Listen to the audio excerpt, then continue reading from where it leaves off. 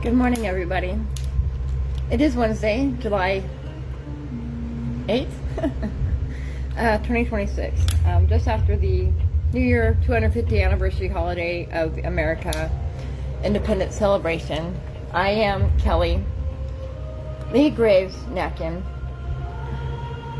also the Draka Mother Shaman. That is my alter identity. This is a daily video diary log of my journey of spiritual ascension and the activation and progression of the gestation and maturation of the Adam seed that I carry. So I have spent the last few hours, since yesterday and today, mentally obsessing over this format. I don't have a format. I don't have a schedule. I don't even really know what I'm doing or how I'm supposed to be doing it. I know why I'm doing it, and that's because I am the 13th pillar of the which is, or the 13th zodiac sign, Ophiuchus, that is left out of, modern information, modern astrology, all of that. I'm the 13th pillar, and what I'm speaking about is within the Cloister Duratura plate records and the prophecy that they speak of there within those records. It's also the two origins of our time matrix, or time spiral matrix, and soul spiral matrix. It is through Keylontic science, ascension mechanics, and it is the true bioengineered morphogenetic blueprint of the divine celestial angelic human that we are originally created to be and have the potential to be. We were not created in the third dimension. We were never meant to be in the third dimension. We were created in the fifth dimension, and we were forced into this dimension through what's called the Metatronic Cube technology, the black box cube technology, and we were thrust through the black hole within the center of our existence within Keylonic science. Hi, Rachel. I love you too. I've been thinking about you.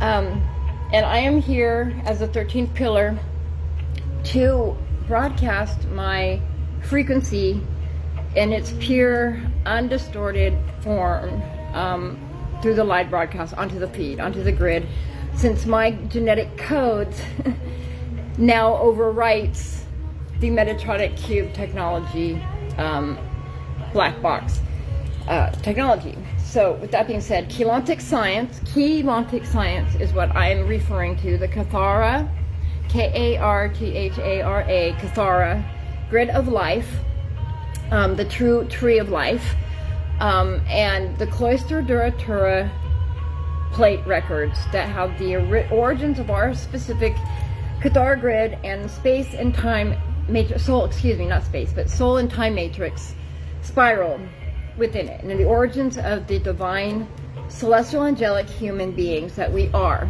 and have the potential to be if we ascend and raise our vibration above the frequency net of the matrix, the Metatronic Cube technology. It's called Ascension Mechanics, and I have posted a lot of videos on my feed, on my timeline feed in Facebook, in reference to what I'm speaking about, the science to which I am talking about. I am encouraging everybody who resonates with the truth of this world not being quite what it's supposed to be. We know if you're a chosen one or identify as a chosen one or a star seed and you're raising your vibration, we know. I love you. Go. It's okay.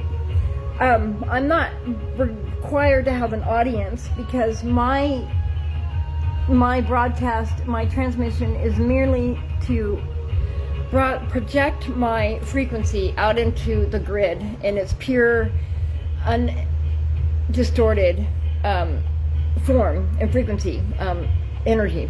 Broadcast my energy in its pure frequency in full integrity.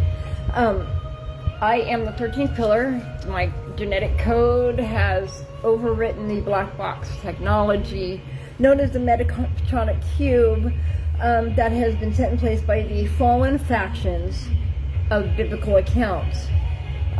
We are living in a day and age where our life is changing dramatically. As I just said, the Metatronic Black Cube technology has been overwritten. It is no longer applying or applies to or can be controlled by the shadow entity factions and entity or elite beings, the Illuminati, the shadow entities that are in place, that have been in control of the Metatronic Cube technology for a long time. For a long time they have been. And they are no longer in control of the Metatronic Cube technology. It hasn't been since March 5th of 2026. And as of Father's Day, the activation of the Atom Seed code has been activated and turned on within me, within my own biological genetics, as the 13th pillar. That is what my biological avatar was bioengineered to achieve and fulfill in this timeline. Now, my dreads are like driving me nuts right now. I just took a shower and I'm not used to my hair being this long, and part of it is dreads and part of it's not, and the long part drives me crazy, and then the front needs to be like, and I've been doing my own hair, so it's like, it's crazy. It's all over the place, but I'm not complaining. It's just, I'm just trying to get used to it. Our hair is an extension of our thoughts and an extension of our etheric body. It's part of our extension. It's part of our spirituality. They're antennas. So be good to your hair. And that's why people, when they go through traumatic events, why they feel better after they cut their hair. It's because the trauma, not only is it carried in the cells of our body, it's remembered through our hair. Wisdom is carried through our hair. That's why a lot of cultures, native cultures and other cultures and ancient cultures back in the day had a tradition of not cutting their hair, or only cutting their hair during ceremonial practices or ritualistic practices, because our spirituality and spiritual wisdom is carried within our own hair. It's an extension of our own biology, an extension of our own DNA is what it is. And an antenna, as well as an antenna. So I've been obsessing with what I'm supposed to be doing with this live broadcast feed, right? And the thing is I had to go to a quiet place today about this, because I don't like putting myself out there. Like, I've got a lot of trauma in my life.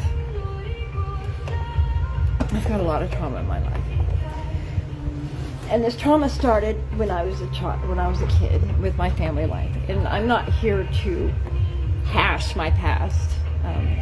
This is, I've gone through the dark night of the soul.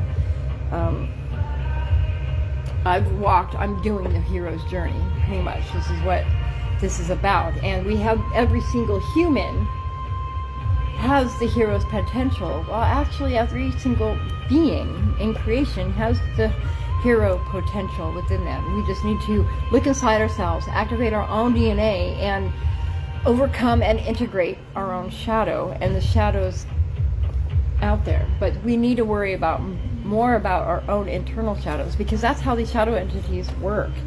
They work through our perception, through our thinking, through our subconscious mind. They hijack our dreams. They hijack the frequency of our consciousness, which is a science and a technology. That's what the Metatronic Cube fence technology is. The frequency fence is just that. It's a frequency fence. It's a expense of frequency.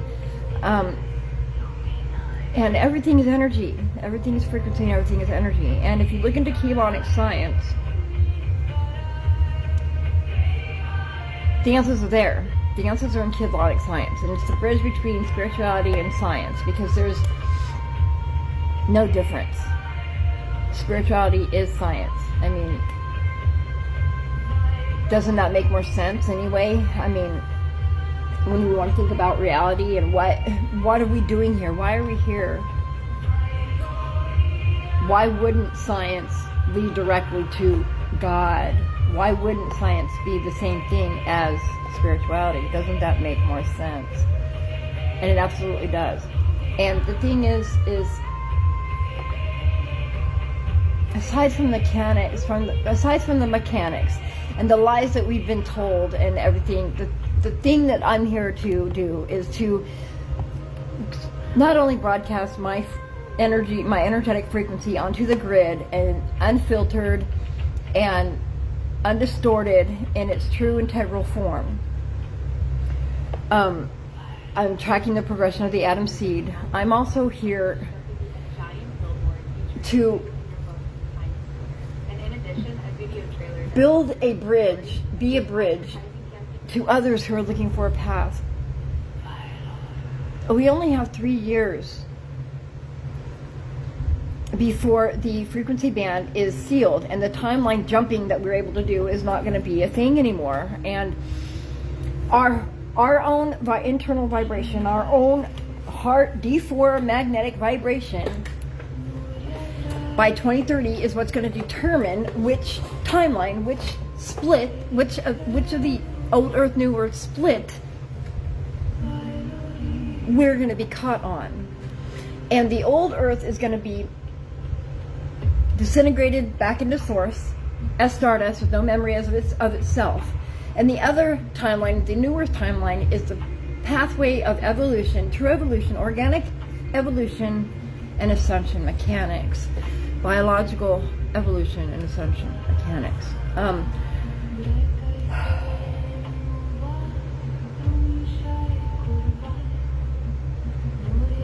The morphogenetic, the crystalline morphogenetic blueprint of the divine celestial angelic human is ascension mechanics, the Christos consciousness. And it's a lot to it. Anything, if you want to look for any materials, look at my timeline feed. The most important thing, our most potent frequency, not frequency, but currency, is our attention, is our energy. What we're paying our attention to is our most important and most energetic and most profitable, for lack of a better word, currency, you guys. Just like money is the flow of energy and affluence and currency, our attention, or what we pay our attention to, is what determines that flow of affluence. Because so above, so below. Our thoughts create our reality. And we are in the densest reality in the third dimension, which means it takes the longest for what we think to manifest into the reality that we live in. And that's only because of the time it takes between, the distance that it takes between the distance it takes for the space between traveling between two things. And that's including, energy in this dimension. As I said, we weren't supposed to be this low in the harmonic field, in the frequency bandwidths, but we were forced here, and now we need to work together to ascend back up into the fifth dimension where we belong, so that we can continue our evolution with the planet. And this is all in conjunction with the planet. We are here, the planet was created first, but we were here as guardians for this planet, and to ascend and evolve with the planet into the higher dimensions and harmonic fields. Kelonic science is what I'm talking about, and the Kabbalah, not the Kabbalah, the Kathara, true tree of life, which is a 12-base system. I've been obsessing over what this platform is supposed to look like and how I want, and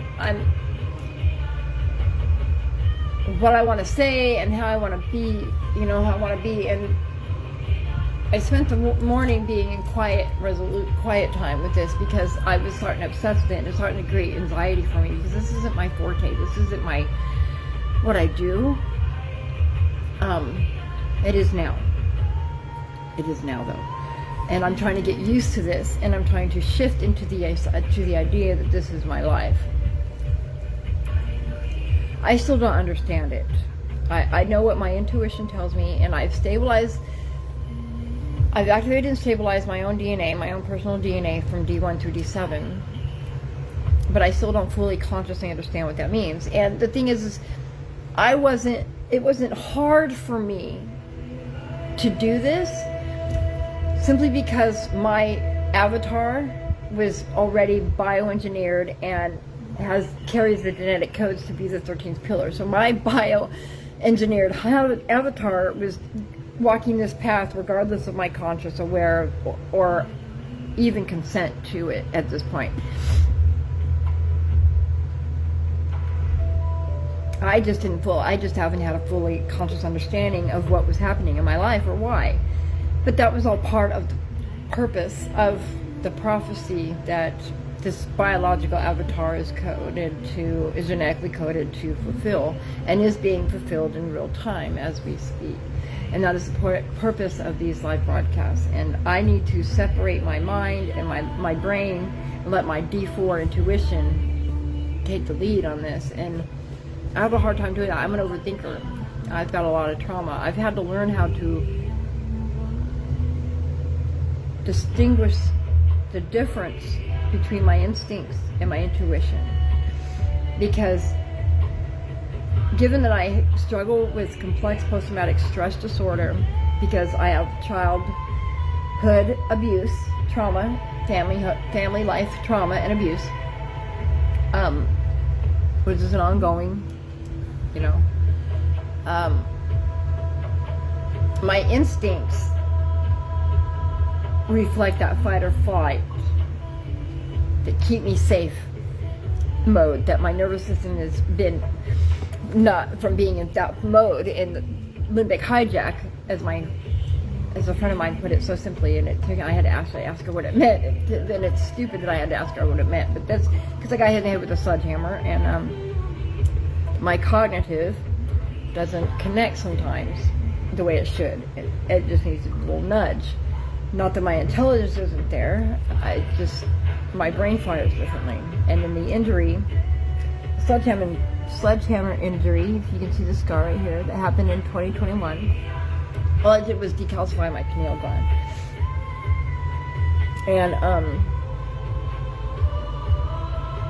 which means it was going to create a difficult thinking and the linear thinking in this dimension anyway already, just with that alone, because my thinking is more of the multi-dimensional, fifth dimension thinking, and it's hard for me to be here because there's so many depths to me, and I have reclaimed my power, which means that all of the timelines of my probable selves, I believe, so I'm still trying to understand the concept of the Kelonic science myself, so this is all part of the learning process. And I'm a soundboard thinker, so I can process my thinking and what's going on within my brain and make sense of what the thoughts that are happening in my brain when I say them out loud sometimes. Now, with that being said, I don't always encourage us to say anything out loud, because our words create spells. Our voice creates spells, and that's how our reality is manifested, is through symbols, lights, and sound. And our own voice is the strongest sound for our own reality and our own healing, physical healing. Our true voice. Now, when our throat chakra is blocked, our true voice doesn't the true voice of the true frequency of our voice isn't projected, but it's there, it's in there. That's another piece of being in the third dimension, is the blockages. That's where the memory loss comes in, and why we don't remember who we are and what we came here to do. Now, the starseeds, indigo children, and who identify as indigo children, starseeds, and chosen ones. And I only use that language because it's common language and it's what people resonate with. Indigo children, indigo is the proper term for Keylontic science, if I to reference correctly, I do believe. The difference between us and others is that we were born with our DNA template, our 12-strand DNA template online. And we just need to stabilize it, or activate and stabilize the different sections of the dimensions of our own DNA. We don't have the same hurdles that the other humans do, simply because the difference between being part of the reincarnation karma loop trap and indigos incarnating here with a mission and intent. But because when we hit the lower bandwidth, when our soul hits the lower bandwidth, our consciousness instantly forgets. It's the consequence of the lower bandwidth that occurs as our consciousness incarnates into the lower dimension and into this biological avatar within the third dimension in utero. It's very complicated, but it's easy to understand if you understand it. We are just raised and conditioned and programmed to think that this is all we get, and then we go to heaven or hell for eternity, and that's no. The third dimension is just, for the lack of a better association, for those of you who don't really understand it, you're living in a video game. And yes, you die and you come back right where you left off. For the most part, when you die, though, the lessons and the Keylon codes that you constructed during that timeline journey, during that life journey, transmute with you. It transcends with you into every life, because that's the journey. This is not the permanent vessel. Your permanent vessel is your light body with the Keylon codes as you ascend up into the higher dimensions and the higher harmonic fields into your light body that we cannot see in this dimension, because we can't. We're limited, we're unable to. But as we evolve and ascend in our biology and our spiritual evolution, we can see. And like I said before, this third dimension was never, this is the densest dimension. It's the furthest away. This harmonic field is the furthest away from source, from the 15th dimension source. And the particum here move the slowest. It vibrates the slowest here, which is why it's the densest and why there's so much slowness to it all. Because this is the slowest density, it's the furthest one away. The particum vibrate the slowest here, and since everything is slow, and everything takes time, and it's a matter of believing, and how we manifest is by understanding that we live in this video game, and that every time we perform an act of love and an act of kindness, and we don't let our emotions get the best of us, and we do all the things that honor our own selves and our own bodies, the more Keylon codes we build within our light bodies, and the higher our vibration becomes. And it starts with gratitude. We just need to remember to be grateful, you guys, about your existence. I mean, you exist. That's reason to be grateful. Right there. You woke up with breath in your lungs, being able to breathe. And if you are sick or ill, regardless, you still woke up. If you're struggling to breathe, be grateful that you are breathing. Raise your vibration if you want to get well. Unblock your chakras. It's a real thing. It's not voodoo. It's not woo-whimsical caca. It is legitimate, true science. And it's how our bodies work. That's how they're bioengineered to operate and to be able to ascend and evolve. Now, we are the only creations within creation that has 12-strand DNA potential. And there's a reason why we had to evolve into it, because in order for the nervous system, I mean, at some point after a seventh dimension, we really don't have a biological body, but the connection of ascension is the point. It's collecting data to bring back to retrieve back to source. And source wants to upgrade and integrate its shadow, right? Otherwise, what else is the purpose? If down here our objective is to learn how to love ourselves and to integrate our shadow, not deny any aspect of ourselves, but to integrate the shadow, the good and the bad parts of us, to integrate that in order to raise our vibration, to get up out of this harmonic field into the next one. And that's what love is, and ultimately source is love. Then logically, to me logically makes sense that that's what source is doing. Source is projecting itself out into the, as far as it can go, stretch itself, learning every aspect about itself that it can.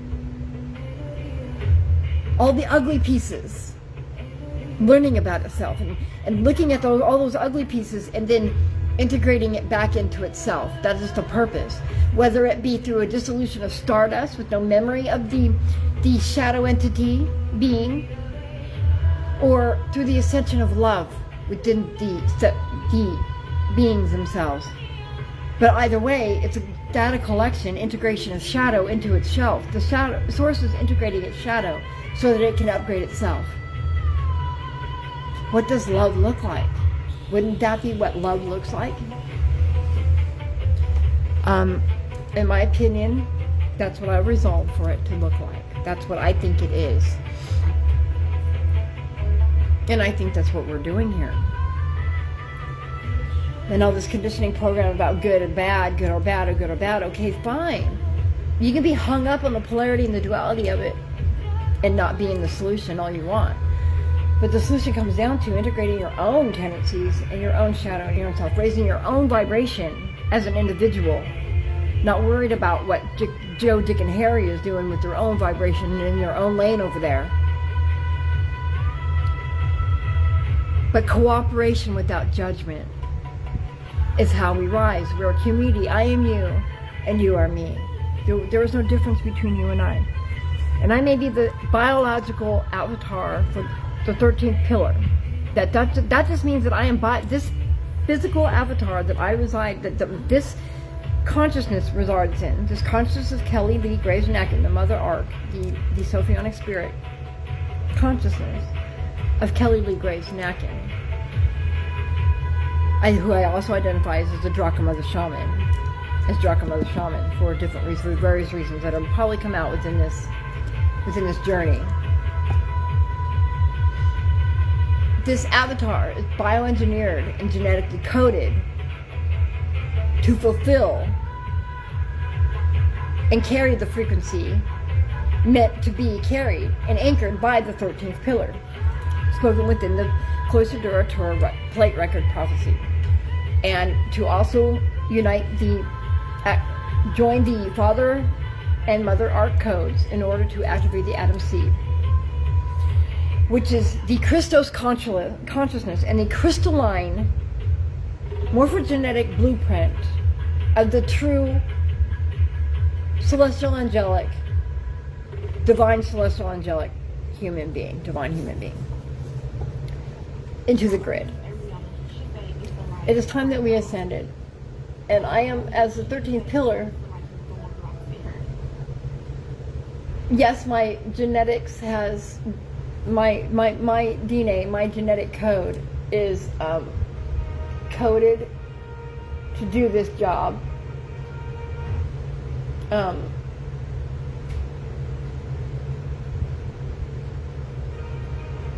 Hold on a second, sorry guys.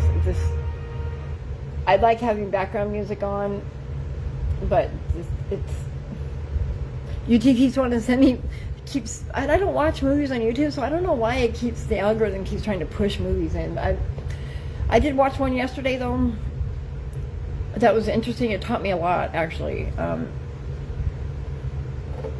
There was truth to distortions, but see, but that's, I mean, the truth is everywhere. We just need to feel inside our body because the truth is being hidden in plain sight, and then it's being hidden amongst false distortions to create confusion and fear. And it is our job to see through the confusion, to have the discernment within our bodies, and we have that, we carry that within our bodies. Okay, I'm just going to do that. To be able to do that, we carry the ability to be discerning about energy frequencies within our body. We just have to pay attention. Every single individual within a biological avatar has the ability to feel and discern frequencies.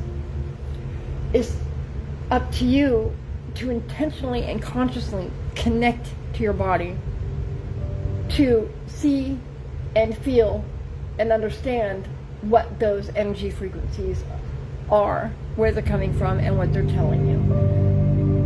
Everything is sound, light, and symbols. Sound, light, and symbols.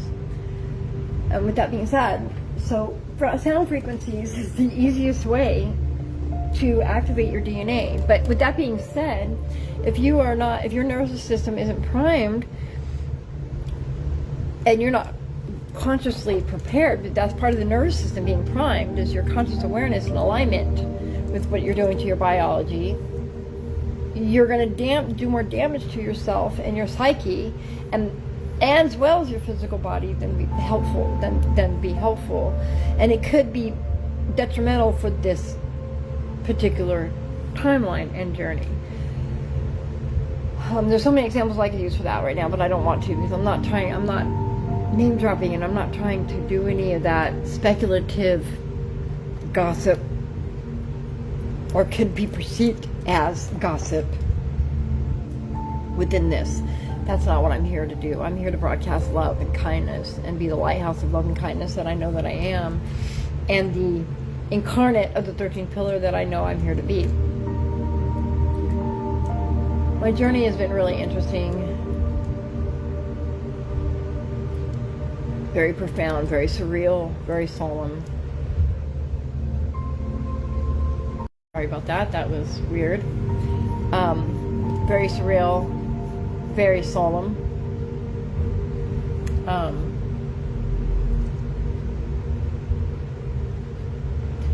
I look back on my life now and I see how everything led me to this point, to learning who I am. It all makes sense to me now in my life, now that I understand who I am and what I'm doing to an extent. I can look in hindsight in my life and see how the good and the bad all played together in order for me to remember who I am and what I came here to do.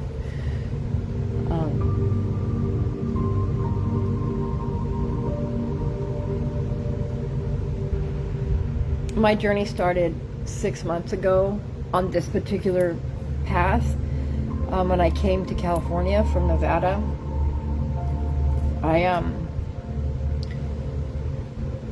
I was living in Reno. I've been living in Reno, or living in the Nevada area, in the Reno, outside the Reno, Nevada area for,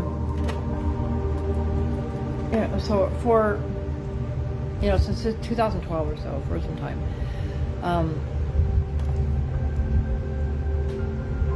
I've gone through quite the awakening journey since my mother died.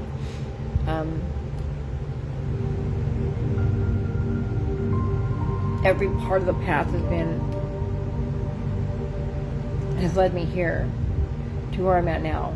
And my life right now doesn't look very glamorous. It doesn't look glamorous at all, in fact. But I have to acknowledge that the universe has always provided and definitely did manufacture the situations and the circumstances that pushed me to being where I needed to be when I needed to be here. And I say that because I had no idea who I was in January, that I was the 13th July. I had no idea about the prophecy in January, 6 months ago. No clue whatsoever. I had heard of the Cloister Duratura plates in the records, and I had been privy and been doing the research and been learning about colonic science somewhat, in the Cathara grid a little bit. I've been more along the lines of trying to learn about the origins of the planet, and been really drawn to Lilith and Tiamat for my own personal reasons. And my surnames, my dad's name as well as my mother's maiden name, has led me to learning who I am alongside my natal birth chart, tropical alongside Siddharil, the Vedic, Western and Vedic astrology, in alignment with the Cloister Duratura plate records. And I carry what's called the HLA B27 gene, genetic code marker, which is an autoimmune marker. It's a very rare genetic code. It's rare and mostly found in men. I don't know. It's an autoimmune marker that causes the body it triggers an autoimmune response of flooding the entire system with inflammation cells once a certain level of cortisol or adrenaline has been reached within the body. And this has been traced back to Vikings. It can be traced back to the lineage of the Viking tribes, the old lineage of the Viking tribes. I'm talking way before modern technology, and current civilization has taken place. I'm talking way before Ragnar raided Paris, and all this. And we're talking, and they can they can actually literally trace the lineage of the HLA-B27 gene across Northern Europe and in Scandinavia, and across those geographical areas within the planet and throughout the timelines. And that's really cool. And I carry that gene, which traces me back to a lineage of royalty, first of all, a Scandinavian Viking lineage of royalty, so they're the ones that created the longboats that were able to travel up the rivers that Ragnar utilized to raid Paris and those other English territories back in his day, in his timeline, right? The tribes are called the Draconians, but the Draconian are also a reptilian race. So there's a connection, and there was totally a connection there. And yes, I have Draconian blood in my DNA. That's what the HLA-B27 gene proves, that I carry draconian reptilian blood in my DNA. With that being said, that's not a bad thing. Most of us actually do. Most of us actually carry, because a lot of us are actual hybrids of some sort on some level, because our genetics have been distorted with and messed with. And the Anunnaki, which are a reptilian race, are the main ones that mess with our genetics, and the most recent ones. The Draconians also. The Draconians were a little bit more aggressive about it, and they were the ones that wanted to really keep us from evolving. They're the ones that created the Tyrannosaurus Rex and the other dinosaurs that were carnivorous, to monitor and keep us in a level of fear during that time of our evolution, which was in our early, I want to say that was, may have been the first seeding, maybe the second. There's been 3 seedings of the celestial human being, divine human being templates onto the planet, and 3 separate seedings. And the timeline, it's because time is not linear, it's a spiral. So it's hard because everything's happening all at the same time, just like our consciousness is fractured. And those of you who are caught in the reincarnation loop have fractured souls and probable selves walking around, and all this insane, complicated, multi-dimensional, parallel universe phenomenon that are happening that we don't understand because we have not been allowed the knowledge to understand it. It's being considered forbidden knowledge, sacred knowledge, whatever. It's just this lame. It's just, because it's really, it's our truth. It's our truth. And Keylontic science is what I'm referring to, which is the science of spirituality. Or, basically spirituality and science are one and the same. And how could it not be, right? That is the point of this. How can it not be one and the same? Shima katore na laruru runda rina motore papari. Shiba kima hunda yudikotore batina reinta ur. Ha mubobo bari nati tutu di pikishia. Ha mabora bati naragotoro kotora ma. Ori mati shiki papa ni natutoro. Thank you. Thank you. Thank you. Thank you. Thank you. I am grateful. I'm grateful that I'm alive. I'm grateful that I'm breathing. I'm grateful that the universe has allowed me and has provided me the space to be able to heal and to learn how to biohack my bioengineered avatar that I live in, this meat suit that I claim to be me, that claims the identity of Kelly Lee Grace Nakin. I'm grateful for its capabilities. I have to turn this fan off. Hold on.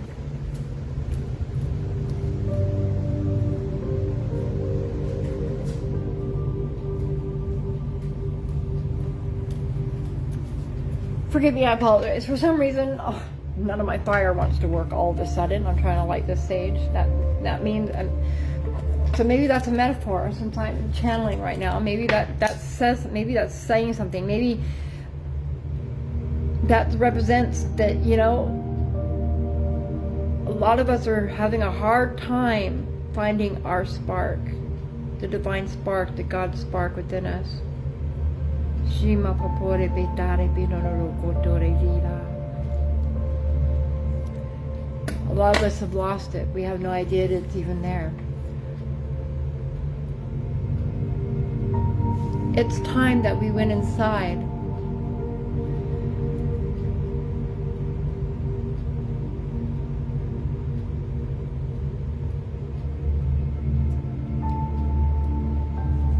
Where's our spark at? Where's your spark?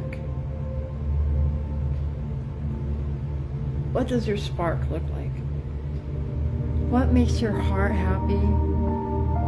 Who are you really? What does love look like for you? What are you afraid of and why?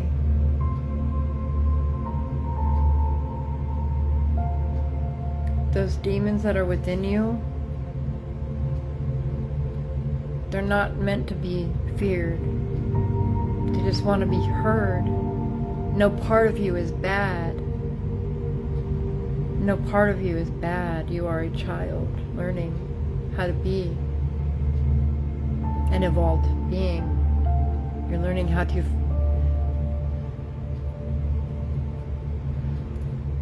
human beings are like 3-year-olds. We're like perpetual 3-year-olds.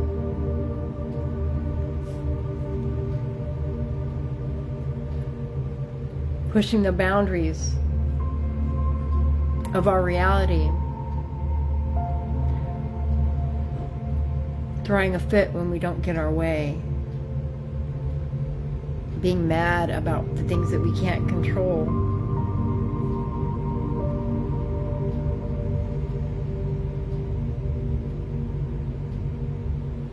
Where we want to love and we want to help and we want to cooperate. But still we want mine. We want it our way. Because we don't know how to share properly. And it's because we don't know how to be true to ourselves first. Not properly. What is in our heart that doesn't cause us fear and anxiety? What is our first go-to inside ourselves when we don't get our way? When you don't get your way, what is your very, very, very, very first impulse to do? That'll tell you the first step that you need to know for you to heal. Because your first impulse to do something, that first impulse that strikes you when you don't get your way, that impulse, that distressed impulse that you want to do, that first instinct, and I said instinct, as soon as you don't get your way, how do you react? And how can you react differently? And what can you learn from it? Why did you react that way? What is it about that particular situation and you not getting your way or what you wanted in that moment were you afraid of? Because that's why you reacted the way you did. But it had nothing to do with the situation. It had something to do inside you that wants to be heard.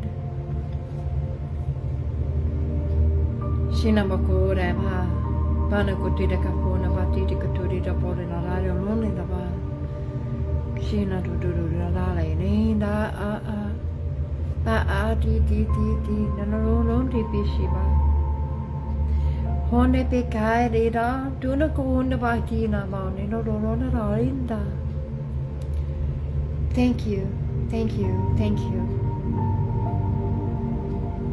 I am grateful for this space.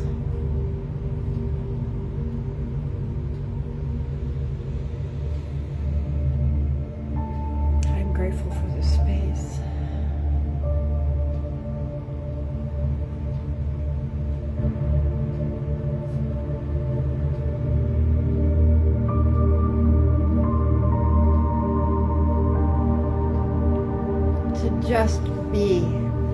To just be here, present.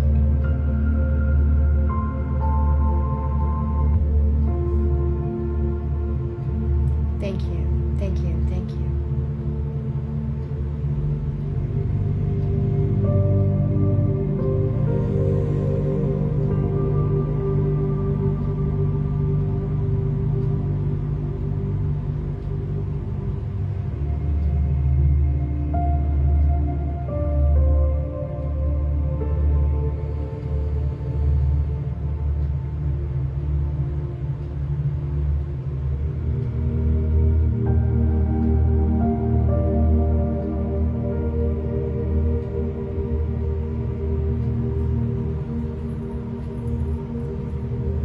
we able to just be present in your moment, here and now?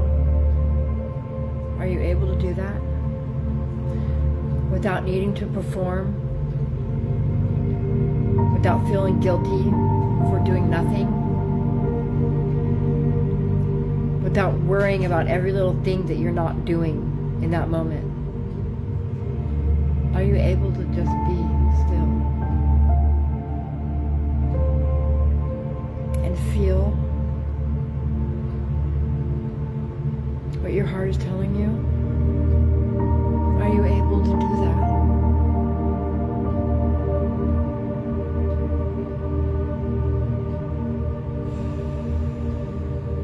We are so capable of so much more than we realize.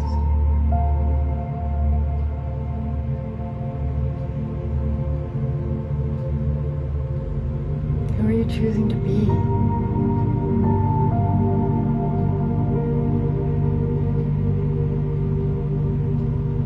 Are you letting your fears run your life?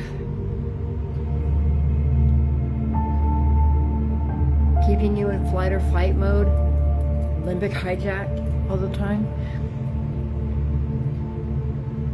Please know that's not the way life is supposed to be lived. We're not supposed to live that way. And all we do is leak our energy and our vitality into the shadow entities to feed off of. And then we wonder why we see our family members around us that are aging now are afflicted with things like dementia and Alzheimer's. What do you think those things are? It's the siphoning of our life essence being drained from us, our vitality being fed to something else instead of being connected to our own soul matrix. How can that not be the result of that? Alzheimer's especially. That is, we are witnessing the full dissolution of a soul matrix before our very eyes. A soul in crisis.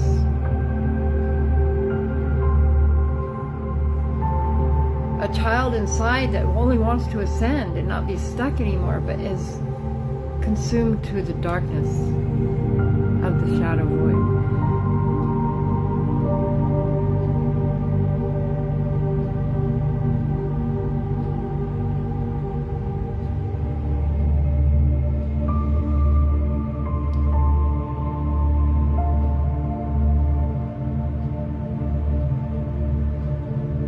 When you stop and allow yourself to think, am I happy?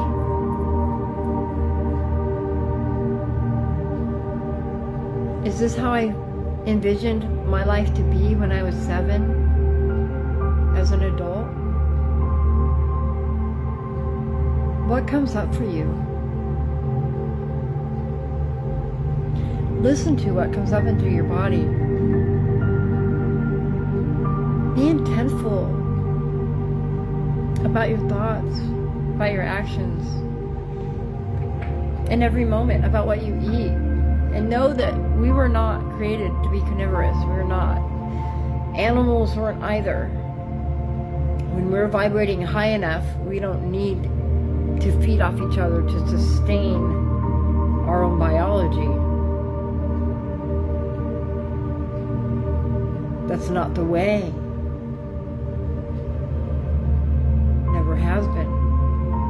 Shouldn't have ever happened, I guess, is better accuracy, because it's the world we live in, right?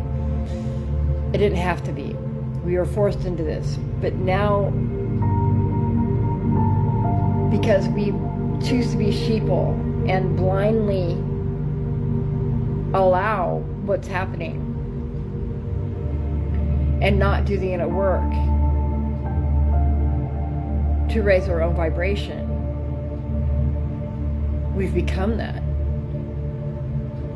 But we don't have to stay here.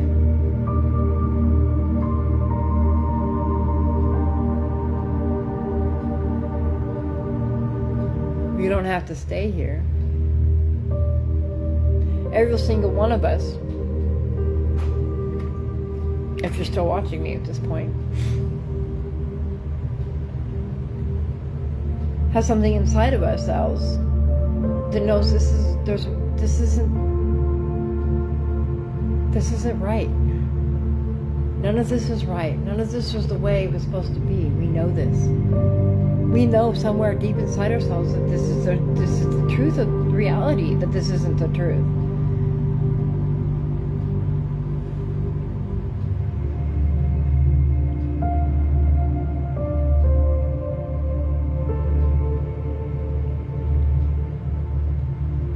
Dive into that intuitive knowing. Expand upon it. Figure out why. Learn why, so that you can change it. Raise your vibration. Activate your DNA. Ascend into your own personal mission. Be the change you want to see. Literally. And that's what I'm doing here. That's what I am trying to do here. I'm trying to be the change that I want to see in the world. No, I take that back. I'm not trying to be anything.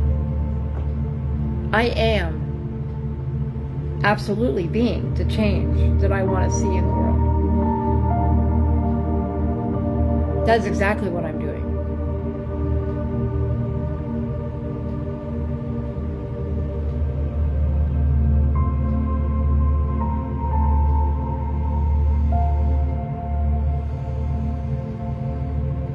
And I accept my life mission and my life purpose with gratitude and graciously, and with all humble humility as possible. And I say thank you.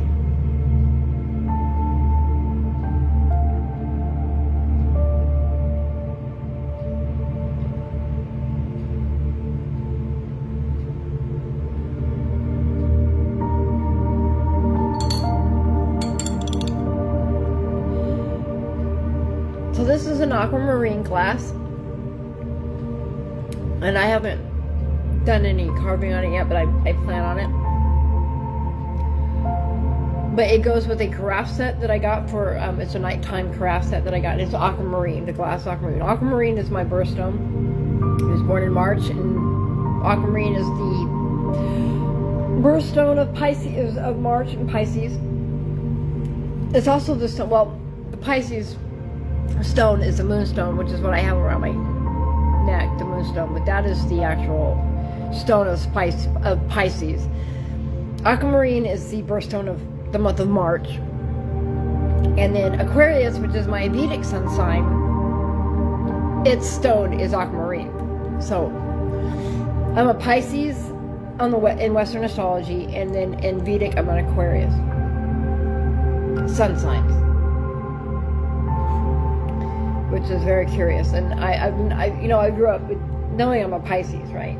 Because that's what we know. We grow up in there. But then we think that, well, I grew up in the dogma of Christianity, so I didn't really pay much attention to it. It was just foo-foo and woo-woo and fun and games is all I use, like horoscopes and stuff for knowing my sun sign, not knowing that it actually is an energetic key code to my life and my life mission.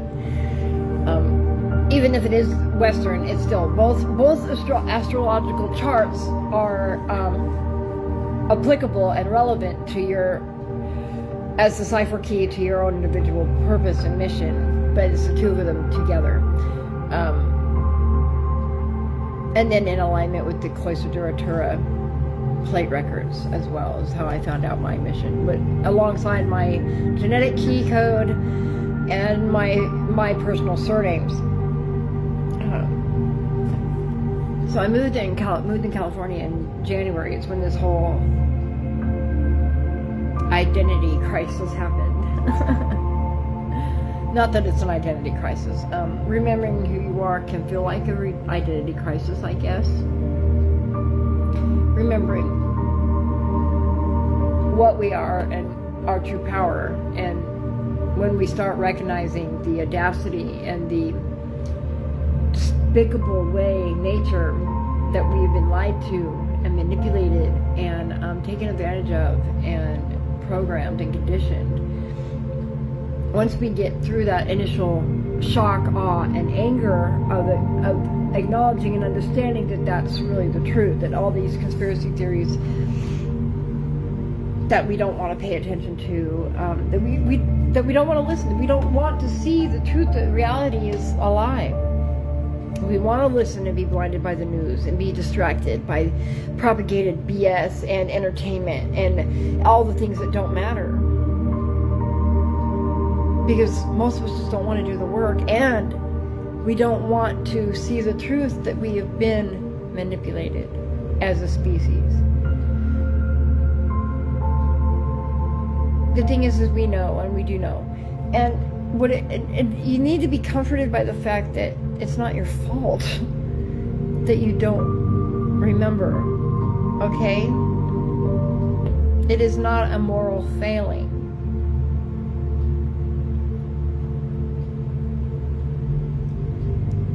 Not at first,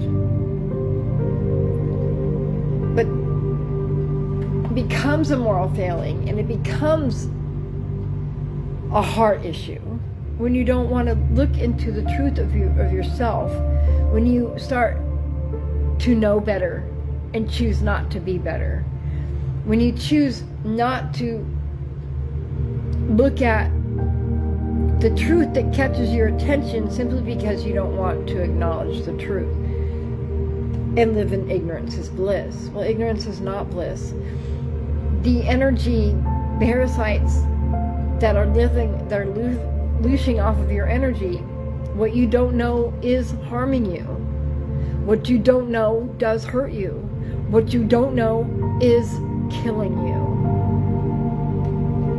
Slowly, ever so subtly and slowly and romantically, but it's killing you. And I suppose at the end of the day, that's your choice, how you ultimately want your existence to cease.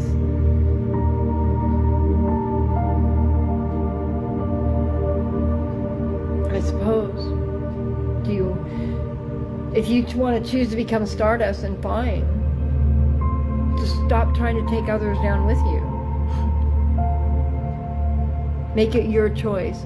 Make it your sovereign choice to be a parasite.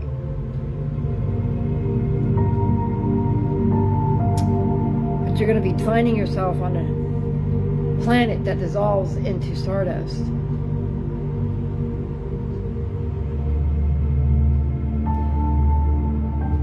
You're going to find yourself alone in a bandwidth of vibration that's you, by yourself,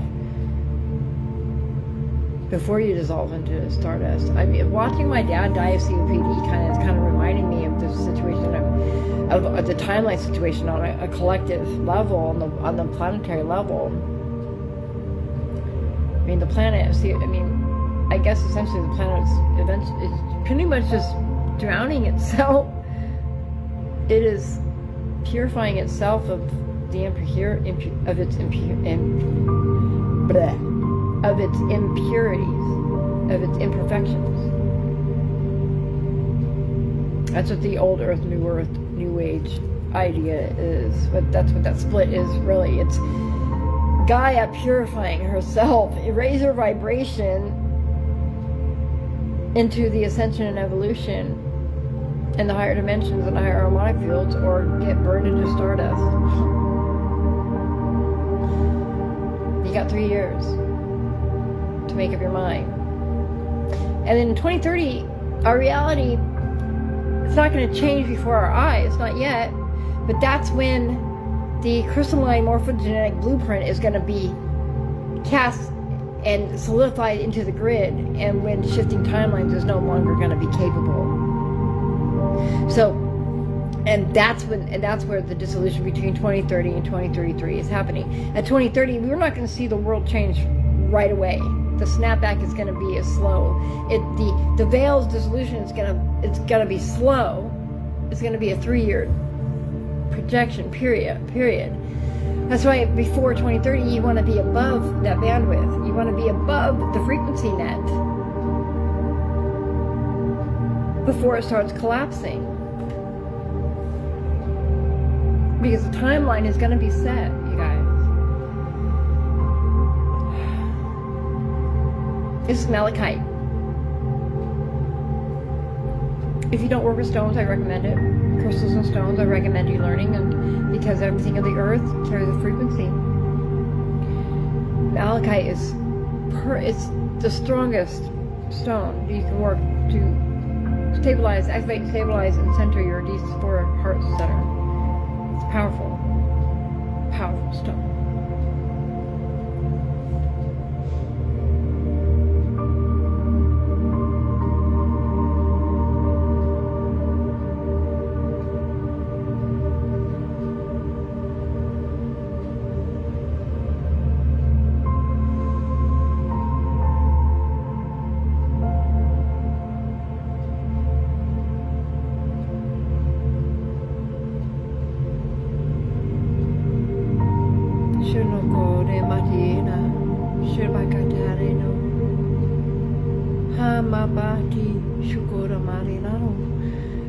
Hamapati narakoto liruko shumare meriri kiri amapa papa tito nama harakatona honda shipatina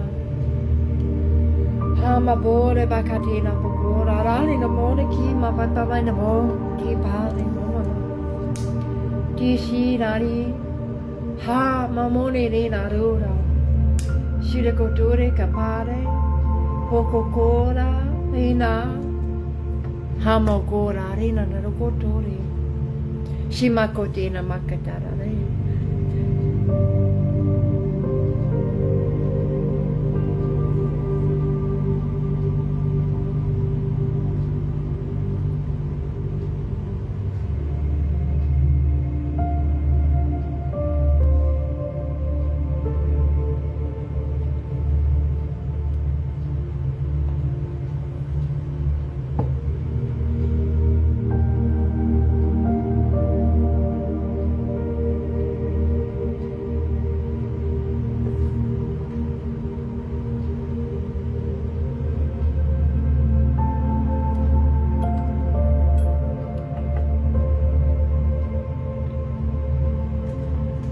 Trying to live a source-led life,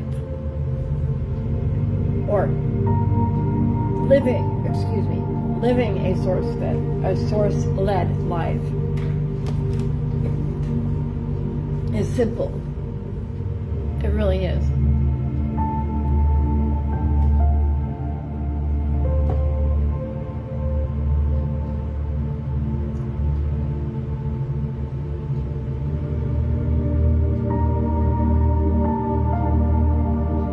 Quieting our minds and allowing our intuition to speak and our body to talk to us and the energies around us to speak without the narrator in our brain. It's the most important thing we can do for our healing. But before you can do any of that, before you can even begin about the idea of ascension or activating your DNA, none of that is even possible if you're not biohacking your biological avatar and operating from a place within the parasympathetic nervous system. Your parasympathetic nervous system has got to be turned on before any genetic codes or connections or internal work or healing can be successful. You have to be in parasympathetic nervous system. Or you have to be in your parasympathetic nervous system. It has to be turned on. And you can biohack your avatar to be in parasympathetic nervous system whenever you want to, whenever you feel you need to, simply by doing what's called, simply by doing what's called alternate nostril breathing. It's a form of prana breathing, and I can't say the whole word, it's a yogic word. One more time. it's pranayamic or something. I cannot say the word right and apologize. Forgive me. Don't hold that against me. And I don't have teeth, so it's hard to talk anyway. I mean, I'm lucky that I articulate as well as I do, but I work hard at it. But I've had to work hard at articulating and enunciating because I've been misunderstood my whole life.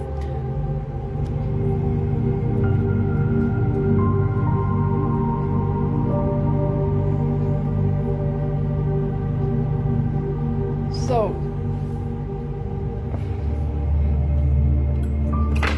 I'm going to perform an example of parasympathetic nervous system because this is one of the things that most people don't tell you. Your therapists don't even tell you.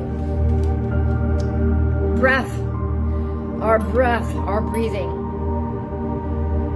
is the gateway, is the bridge between our biology and the spirituality, you guys.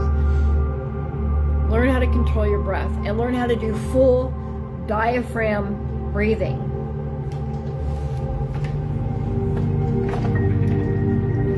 Breathe from here.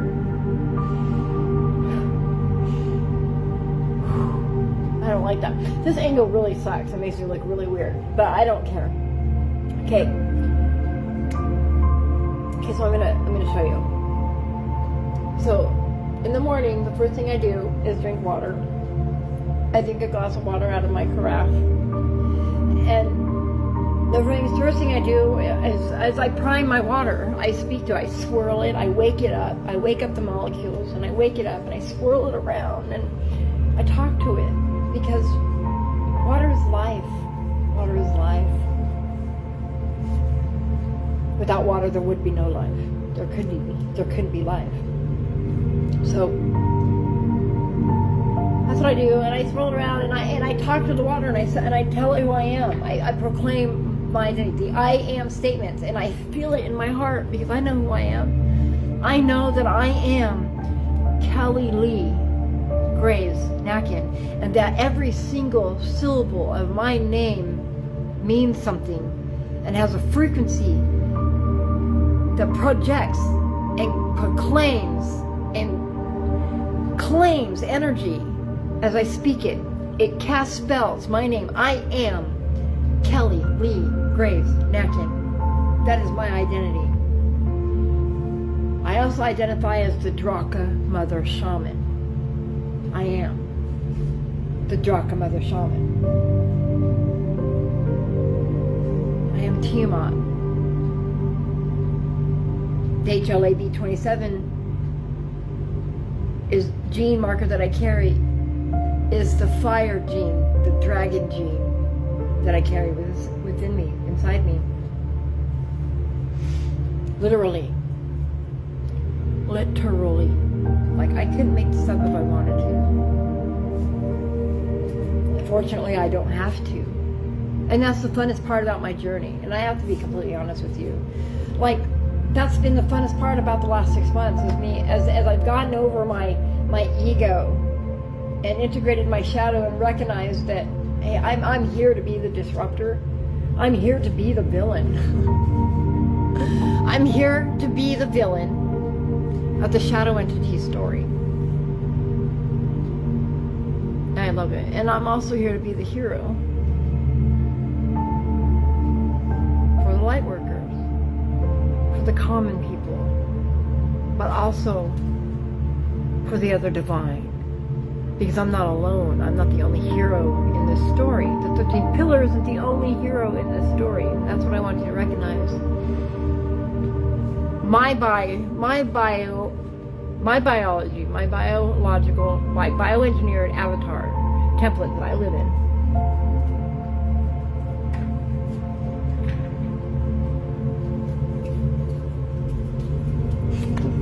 This meat suit.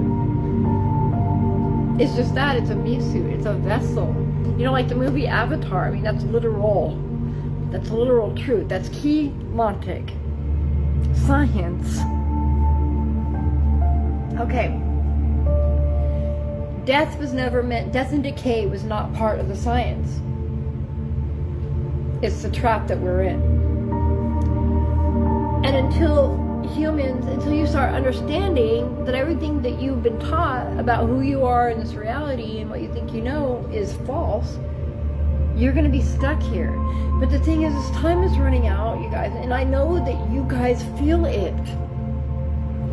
I know that every single buddy here listening to me, if you're listening to me, feels the shift and knows that there's just something that's not right about the reality that we see and hear on the news and walk about in our daily lives.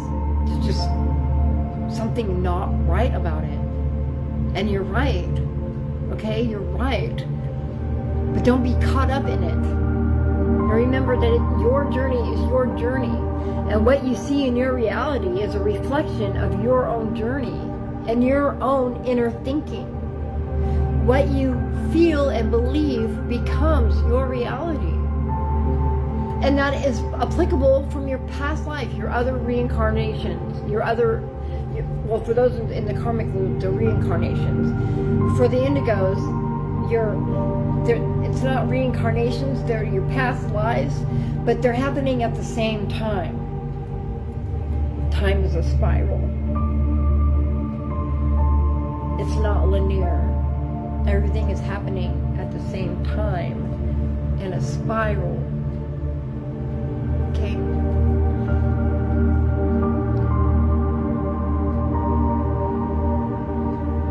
2033, the spiral of our local lives, Cathara grid of the planet, our planetary Cathara grid, as well as our direct solar system, the Milky Way, but mainly Earth, our planet.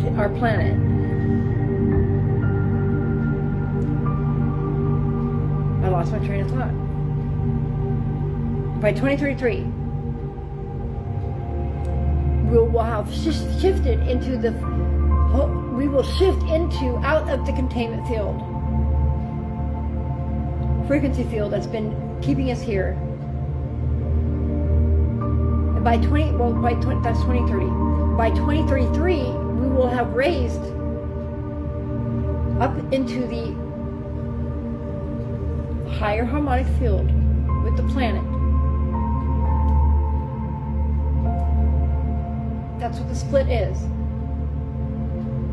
The body of the planet with us is going to be raising into the fifth dimension, into the higher harmonic field, 4, 5, and 6.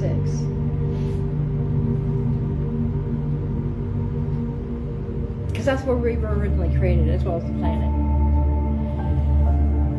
But we need to raise our own vibration. It's a personal journey.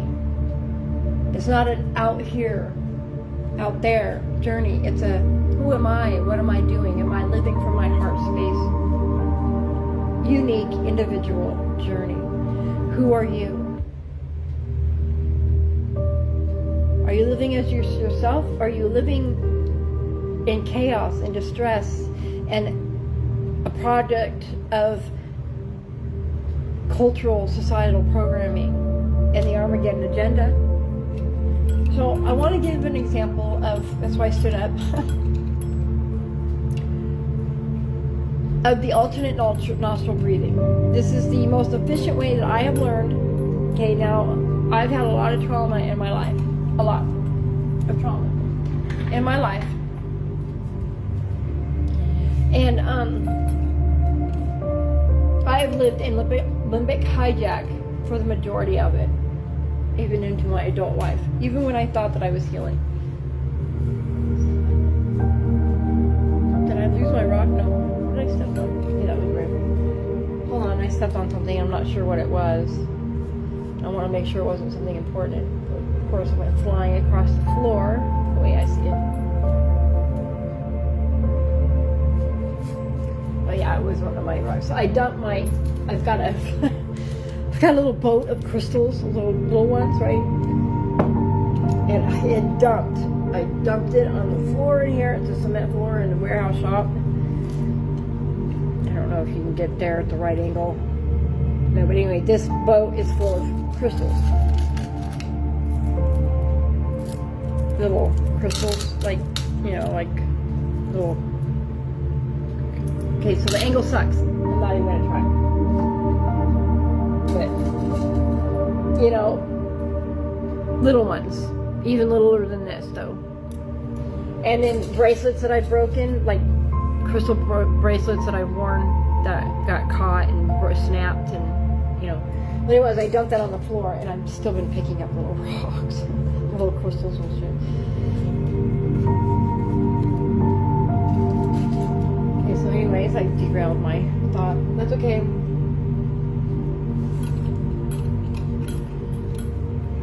Timer. I use an egg timer, and I do this every day. Oh, I was talking about my workup. So the water, my water, I prime it. I'm telling you, Grey's Anatomy. I am statements. Prime our water. Water helps prime our nervous system. Can't ascend without our nervous system being primed and able to accept and hold the frequency coming in from the higher dimensions. Okay?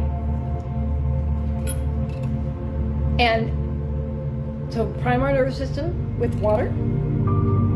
Speaking of water, and another way to structure water to simple structure is by keeping water in a glass pitcher in your refrigerator, you know, purified water, whatever, and slice lemons, limes, fruit. Just slice fruit, keep it in there, and keep it in there for like a few days, and drink it. I mean, just keep the fruit in the pitcher, drink the water all day, periodically, and only change the fruit out of the pitcher like every few days.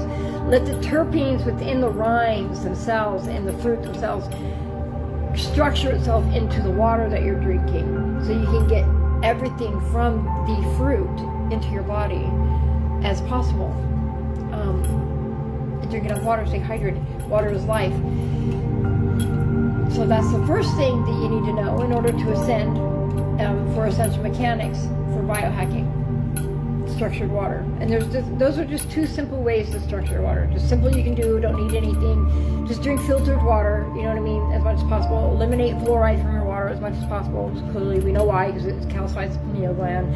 Just stay away from all that. Don't use fluoride toothpaste, blah blah blah.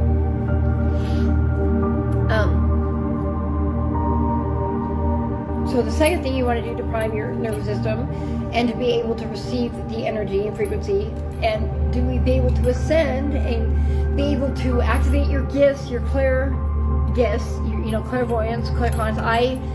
My most strongest, all of us have all the clair gifts, but some of them have an affinity to naturally be drawn to one or two naturally strongest. My two is clairsentience, which is because of the HLA B27 gene I carry, which is a high energy antenna. Okay, so I'm like a super strong empath, super strong antenna empath. It's been interesting. I vibrate my body. It's been an interesting journey, especially when I didn't understand the body, the biology that I walk around in. Like, this would have been much easier to understand if I had known this stuff when I was younger. It would have been easy to understand and not struggle and suffer with depression and addiction as badly as I did. However, everything has purpose, right? There's a reason for everything. My whole journey there's a reason for everything. When I look in hindsight, I wouldn't change a thing. Really, it would be hard, even if I had the knowledge then, to be able to change anything, because it means I wouldn't be who I am now, first of all. And I'm grateful for everything I've had to walk out, including being hit in the head with a sledgehammer, including being homeless. I learned from every experience that I had, and that's what we're supposed to do. Anyways, the second thing that we need to learn how to be out of flight or fight mode, though. We need to learn how to biohack our body manually, because that's the first thing. We can't ascend or evolve spiritually, and we can't prime our nervous system or have it even able to receive or do any healing if we are not in our parasympathetic nervous system mode. That's why REM sleep is so important, besides the fact that our consciousness travels up to the 15th dimension every night that we sleep. Every time we sleep and go into REM, that's what we're doing.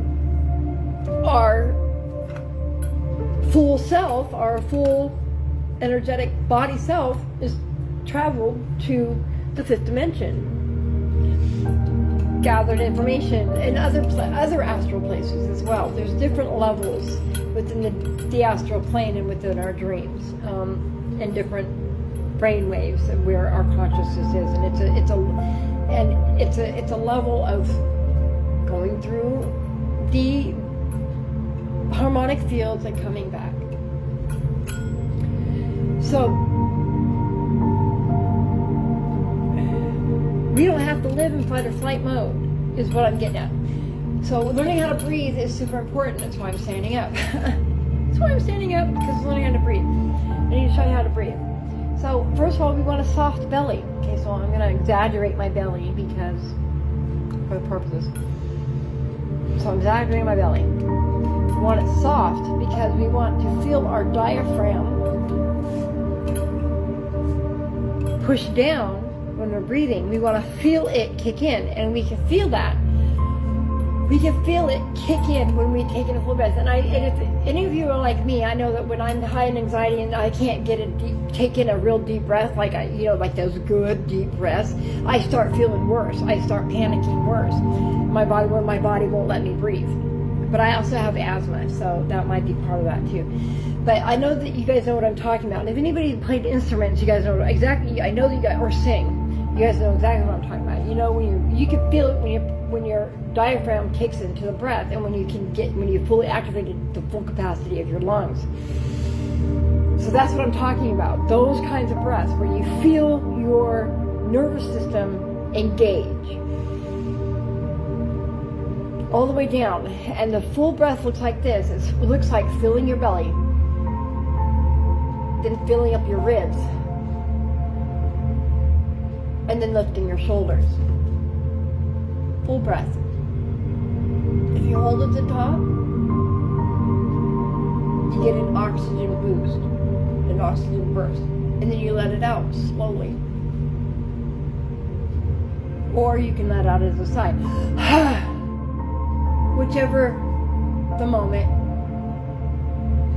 is warranted for. If you want to increase your energy, the is a good way to do that. It's pushing it into your body, into your vitality, and giving you a burst of that needed energy. If you're trying to get into alignment with yourself, the slow, longer breath engages that spiritual theta alpha wave brain waves that we want to be in order to be in our receptive area for our intuition, for our oversouls and our soul to be able to speak. And so that's what the full breath looks like.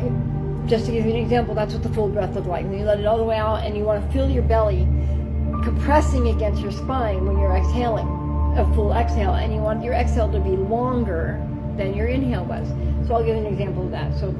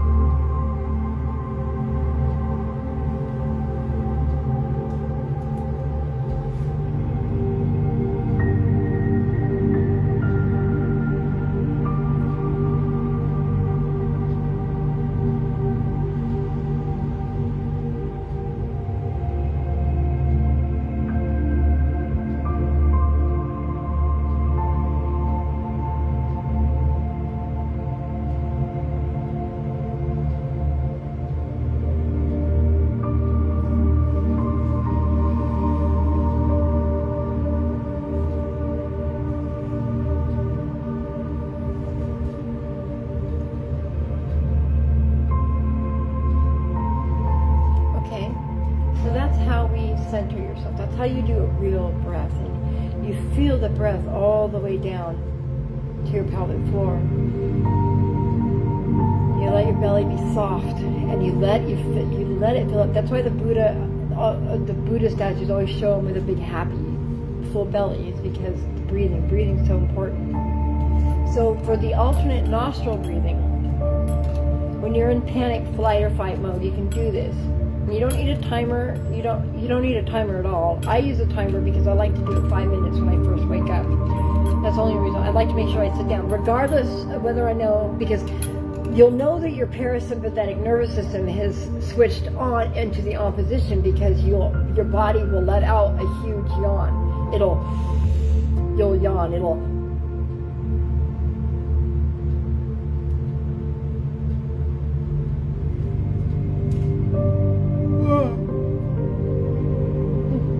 Just like that. Just like that. Okay. So see, I've gotten really good at biohacking my avatar into being in the on position for my parasympathetic nervous system. So it almost does it automatically without me even trying now. But it didn't, trust me, it took practice for it to respond the way it does now, you guys. Practice is just like with any skill that we want to learn, or even any natural skill that we want to hone. It takes practice. We can do these things if we practice with the intent of doing them proper and knowing and doing the research to learn and gain the knowledge as to why. If we understand why we're doing it, it helps us to practice it better, right? At least that's been my journey. And that's kind of what I think some teachers are missing when they're teaching techniques. They're not telling you why it works. Now, I don't know. I know how the body works, anatomy. I've been a CNA most of my adult journey, okay? I've taken it, and I went to pre-nursing. And I want to be a nurse. I'm a caregiver. I'm a natural, at heart, caregiver. Nursing me got too down. I don't want to poke people. I don't want to do IVs. I don't want to do none of that. I don't want to draw blood. I'm not interested in making people uncomfortable. I'm interested in giving them comfort. Okay, that's I'm a caregiver. Okay, I don't care if I have to wipe your ass. If you need me to do that, I'll do that. If that's something that, and as long as it's in reciprocity and gratitude, right? Like I spend a lot of time in my adult life doing that job. Granted, a lot of people say it's a thankless job. It takes a special person. It takes a special type of person to be a caregiver, an effective one. And I'm naturally gifted at that. I don't have to practice much at all, but I do practice. And especially now, since I'm not doing it on a daily basis, I find myself having to practice to remind myself. But then also at the same time, I catch myself doing things that I need to step back from and acknowledge that are characteristics that I took on from being careful around people and walking on eggshells around people, because people can be unpredictable. And that's where I'm in my life, where I'm learning that I don't need to walk on eggshells simply because people are unpredictable. I can be me in my full self, within my healed self, within my grounded self, without being in flight or fight mode. If I've taken the time to do the work that I need to do for me every present moment, every morning before I interact with other people, then my cup is full and I can fill their cup instead of being affected by their inability to fill their own cup. See, that's the point, and that's what I've been learning through this journey. I was an effective caregiver, but I didn't fill my own cup for many years. I know how to fill my own cup now, but see, that was my fault. Even though I have all the schooling, learning about anatomy and body, and I think a lot of that, because my natural caregiver, a lot of it drew me because I've had so much trauma, and I've had so much sensations within my own body because because of the gene that I carry. Excuse me. That I didn't understand, because I didn't even know I carried the gene until I was in my 30s, and then even then was misinformed about what it actually was. Given the bad agenda of it, the bad side, not the full spectrum picture of what it actually was. Lack of education. Of course, I didn't seek the truth until I got here in California, but there's a reason for all of that, you know? Life is what it is. And when we're a parent, that takes a lot of our attention. And it should. When we are parents, our kids should take up. That's what we should be paying our attention to the most, is our kids. That's otherwise why we have them, if not to take the time to raise them correctly. But even then, that being said, most of us are having children to fill a space out of lack or need, or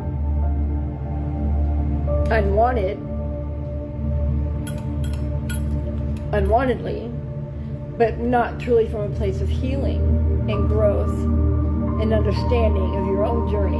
And so therefore you pass on your own distortions and your own trauma. There again, that's not really our fault. We lack the true understanding of our reality and what we're doing here and who we really are. And we've been conditioned and programmed to think that this is the way it is. But we all know it's not. Or come to a place to where you cannot deny the truth that this is not the way it is. Not really. And you have something to do. You have the power to do something about it. And I'm encouraging you to do so.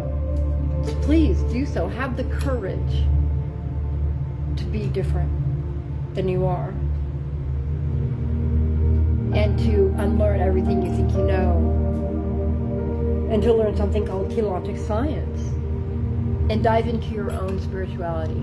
The Kathara grid, the true tree of life, and the Cloister Duratura plate records with the true origins of the divine, celestial, angelic, human being, crystalline, 12 DNA, morphogenetic blueprint potential. Now the way to turn your parasympathetic nervous system manually on, no matter what is happening in that moment, no matter what is happening to you in that moment, you can manually, I don't care what's happening to you. It could be the most violent situation even. You don't have to be frightened of it. What is death other than a transition of energy? Please understand that. Death is not what we've been taught to think that it is. There's really no such thing as death. We are eternal beings. Just get that in your head, that we are already eternal. Just not in these vessels. Okay? But we're already eternal. Our consciousness is eternal, regardless of what vessel it's in at the moment. Okay? You need to get that into your head, first of all. So I'm going to use this egg timer. I'm going to show you how to do an alternate nostril breathing technique.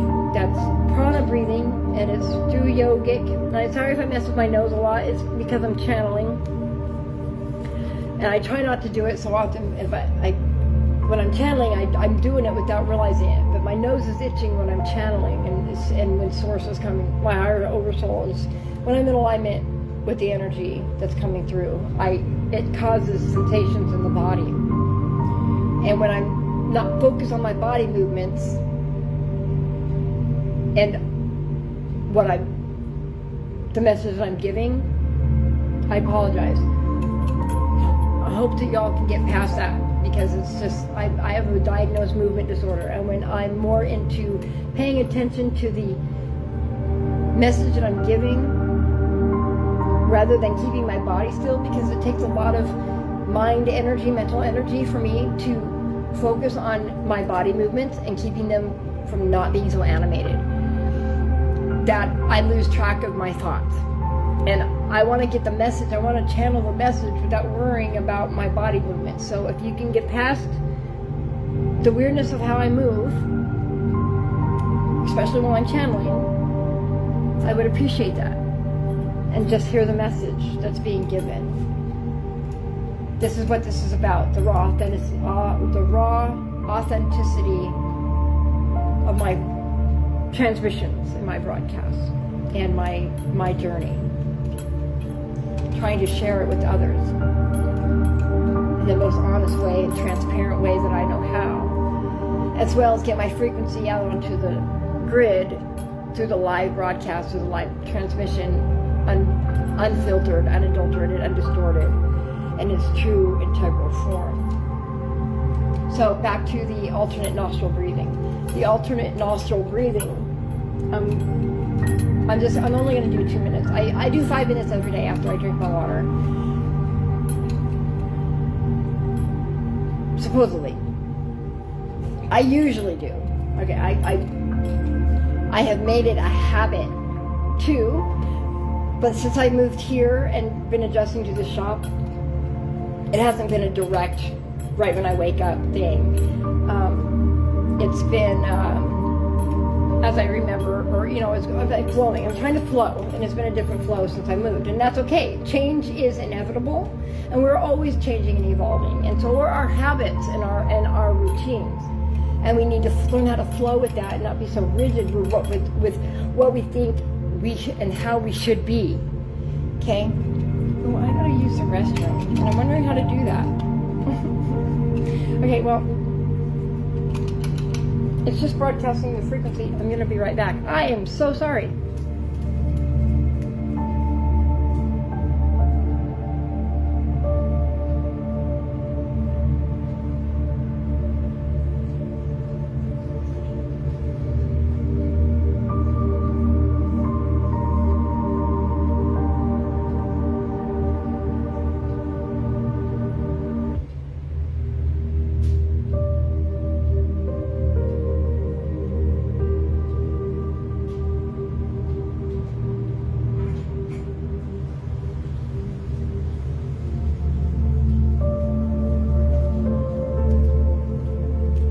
Okay, so actually that was a double message right there in and of itself.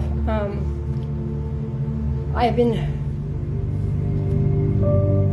training myself to go to the restroom when I feel the urge to, as soon as I can, whenever I can.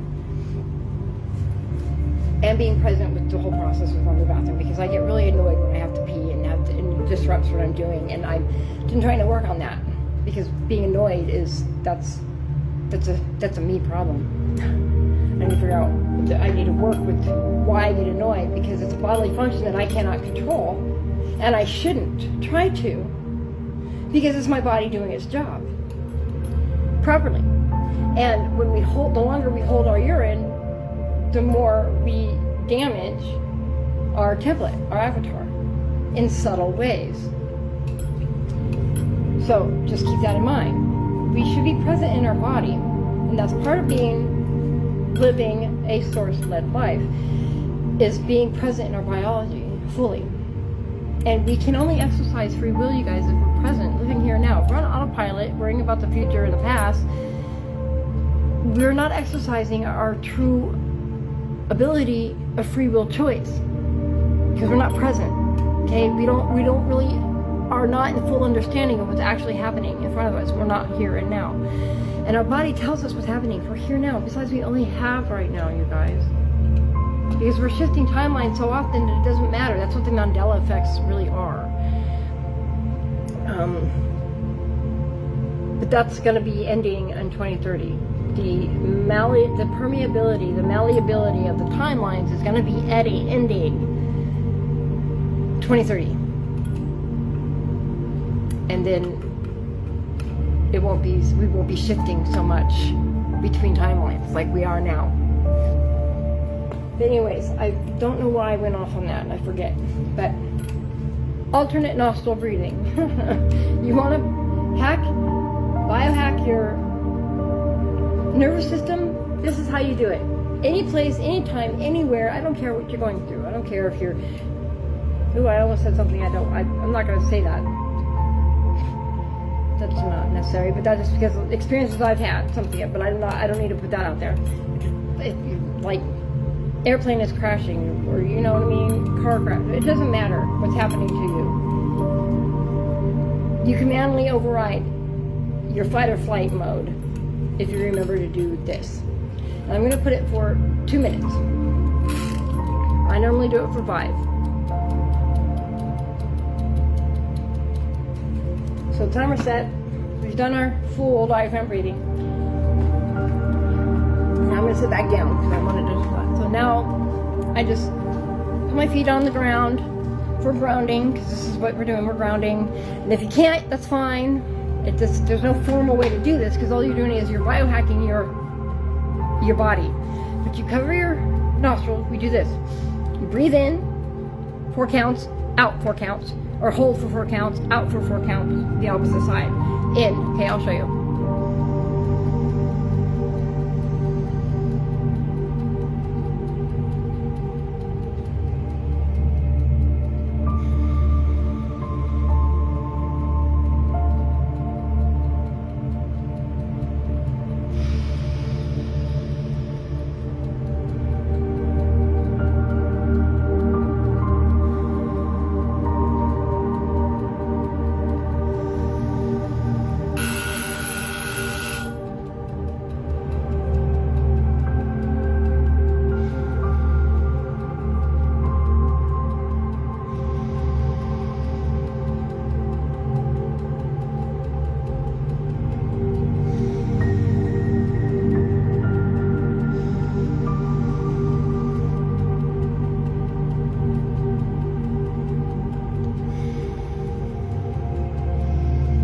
Right? Okay.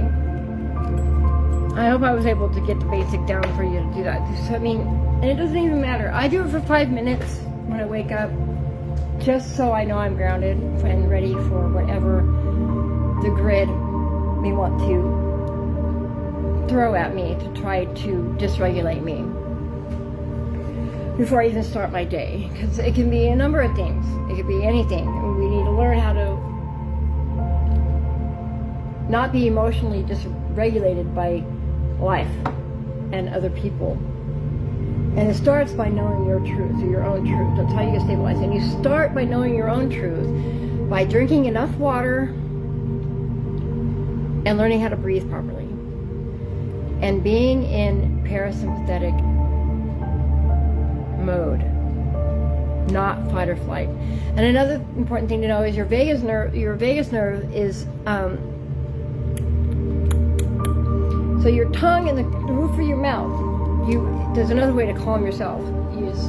You can hum. You can put the tongue onto the roof of your mouth behind your teeth, your front teeth. I don't have teeth though, but behind your teeth, and you can hum. The vibration of your tongue through the roof of your mouth affects and stimulates your vagus nerve, and that also helps tell it that you're safe. You want to be in rest and digest. You have to be in safe mode in order to biohack your body and to ascend and evolve within these bioengineered avatars. You need to not be in fight or flight mode. You need to be in those lower brain waves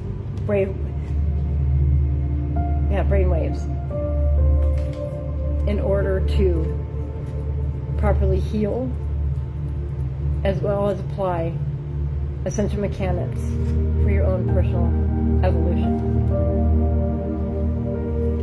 So, that being said,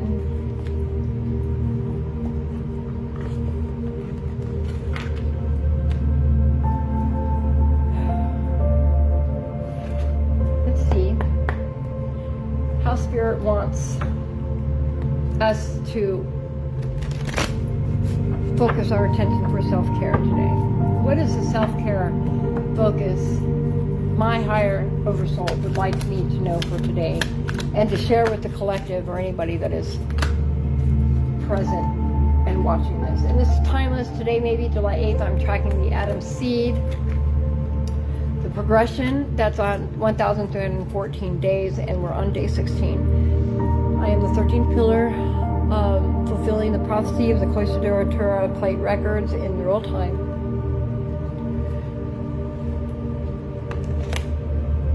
And if you're coming across my feed or my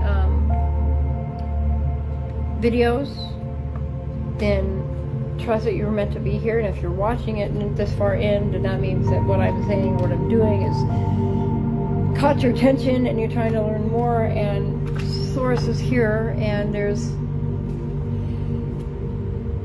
on my Facebook feed, I have resources,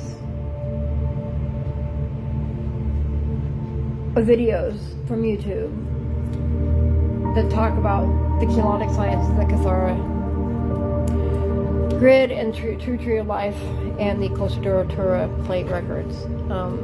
If you're watching this on YouTube, I'm not really having messed with editing, and I don't know how to add those things quite yet to my profile. But you can keyword Ashiana Dean, MCEO, Freedom Teachings, Keylonic Science, the Kathara Grid, Tree of Life, and the Closter Duratura plate records, or CDT plates. You can get the same information the same way I did. In the Voyagers series, Voyagers written by Ashiana Dean, are good. Now, it's hard to find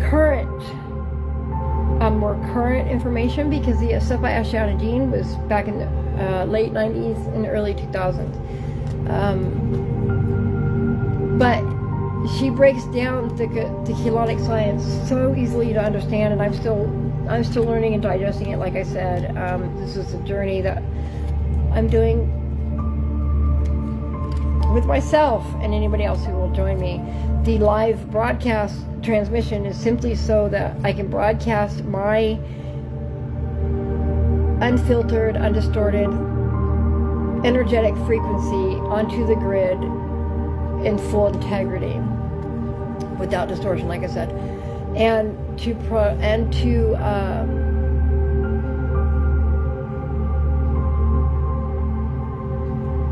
log, record the progression of the atom seed that I carry, and I'm 16 days in of the 1,314 day gestation and maturation process of the atom seed Christos consciousness avatar, that which I so far understand, and I'm still trying to understand what this actually all means, and I have an idea of what it might mean. And I'm not trying to get into all that right now. I did get into that in one of my first videos, I think day 1 or day 2. If you're really interested in what that is, I tell more about that. I don't know if I'll get into that tonight. But anyways, today, Spirit saying time. Schedule a second date. Oh no. Schedule a sacred, not second. Schedule a sacred date with yourself. You deserve time for your life.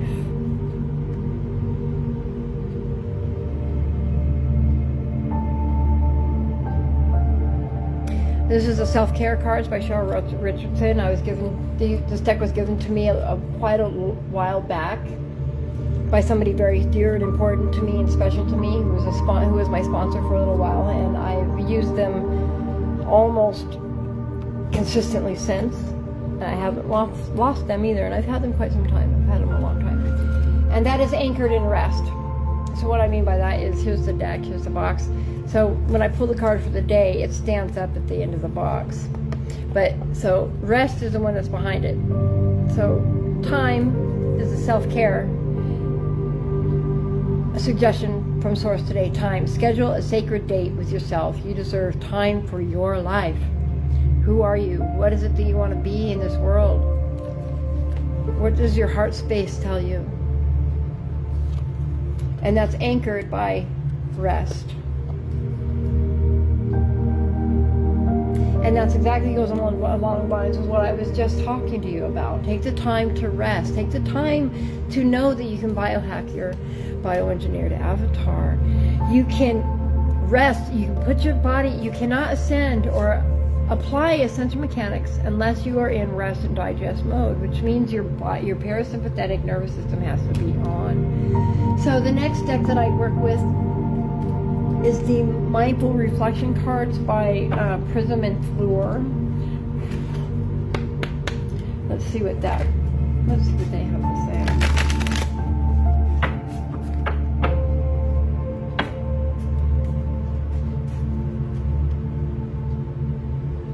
Right on the bottom, be patient on yourself. Be patient with yourself. That is so important. Have some kindness to yourself. Show yourself kindness and to understand that you are like a little child learning how to be better and do better. And it starts by, you start by learning how to control your thoughts and your own emotional reactions and impulse outbursts. Start there. And you start by learning how to be grounded and biohack and make sure that you're not responding to every situation already in fight or flight mode. So wake up, drink a full glass of water, and prime your nervous system, and give your body what it needs in order to be and process the energetic frequency information that it's going to be bombarded with throughout your day. Give it a chance to do it properly so that you're not insane in your membrane, and so you're not losing your energy to shadow entities and losing your mind and losing your own vitality. Start your day grounded in the proper place within yourself. Fill your own cup so that you're not being frustrated and reactionary to everything that's coming at you, and not owning and co-signing with other people's drama, chaos, bullshit, their energetic baggage. This is how you start.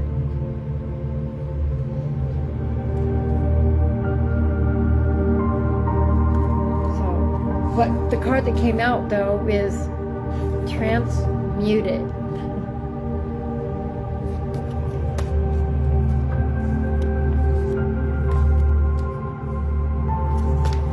Transmuted. How perfect is that? If you take the time to rest,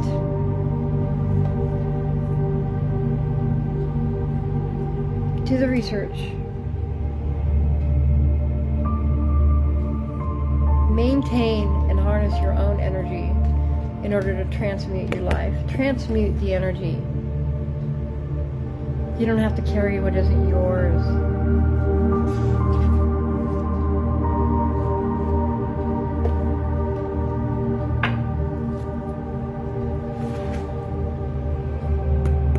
These are a deck that an old neighbor gave me when I moved to Glendale. She was really cool. Her name was Kristen. She was a really cool lady. I really liked her.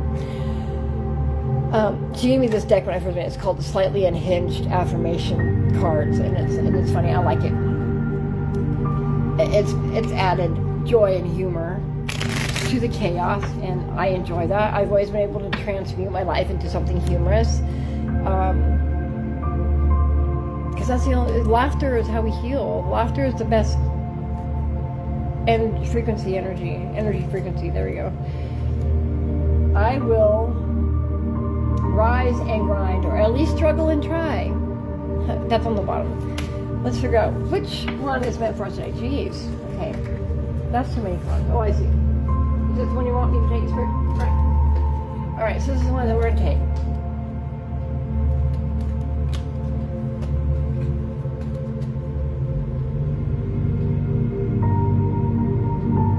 I will outlive all my enemies is on the bottom. That's funny. That's an inside joke between Source and I, though. Between Spirit and I. Oop, I just lost my stone. I'm going to have to figure out a better way to keep it in my bra. In my bra. Okay. Ew, I don't like my face when I do that. Don't do that. I am the main character, and everyone else is just supporting Cass.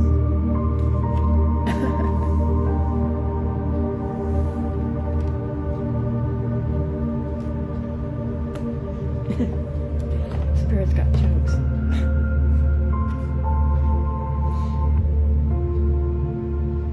I am the main character, and everyone else is just supporting Cass.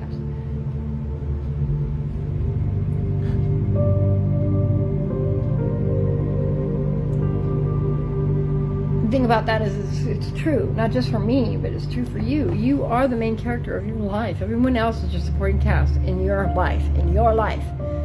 You are the director of your life. You are the main character. Live like it. Live from your heart center.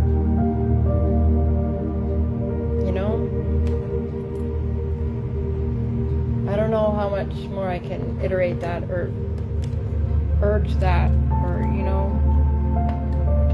who is it that you want to be? What does love look like for you? I mean, what does love look like, period? But what is it, you know, in those quiet places when you're longing, when you find yourself longing, you know, when you're in those dark places in your life, when you're wondering if you're the only one that knows what you're going through, who cares?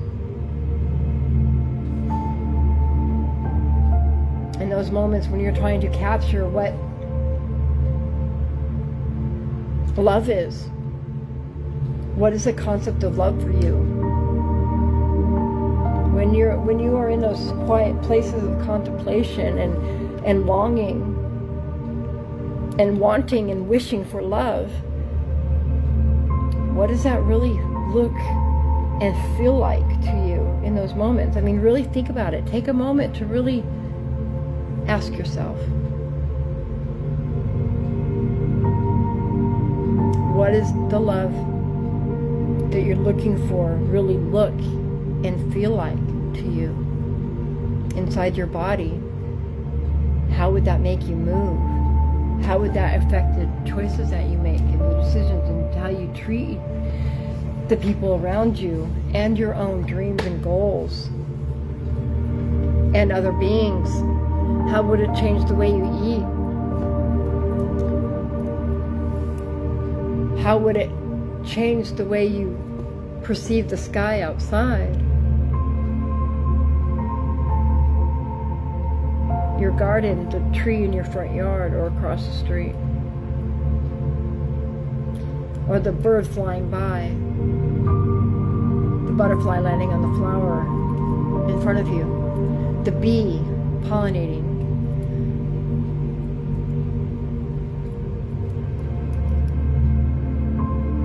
The hummingbirds you feed?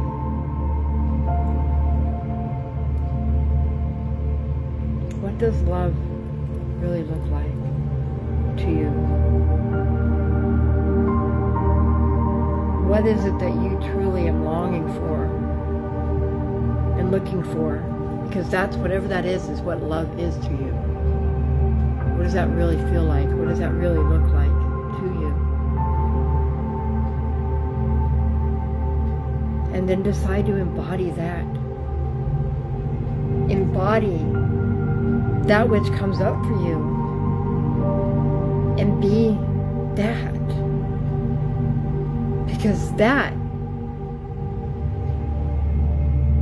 is your truth. That is who and what you've been looking for to answer and solve all of your problems, all of your worries, all of your woes.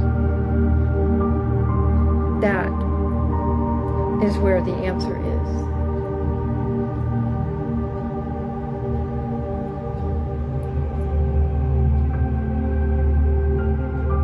So I implore you, I urge you from the deepest depths of my own soul and my heart,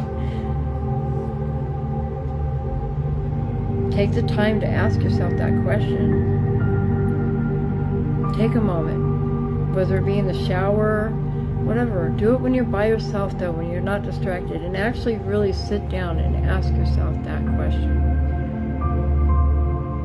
What is it, the love, look, and feel like that you are really searching and longing for and wishing to give as a parent, as a lover, as a friend, as a child, as a neighbor, as a brother?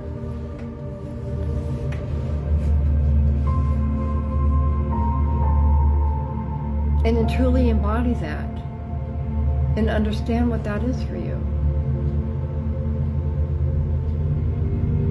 Because the world needs more of that. The planet needs more of that.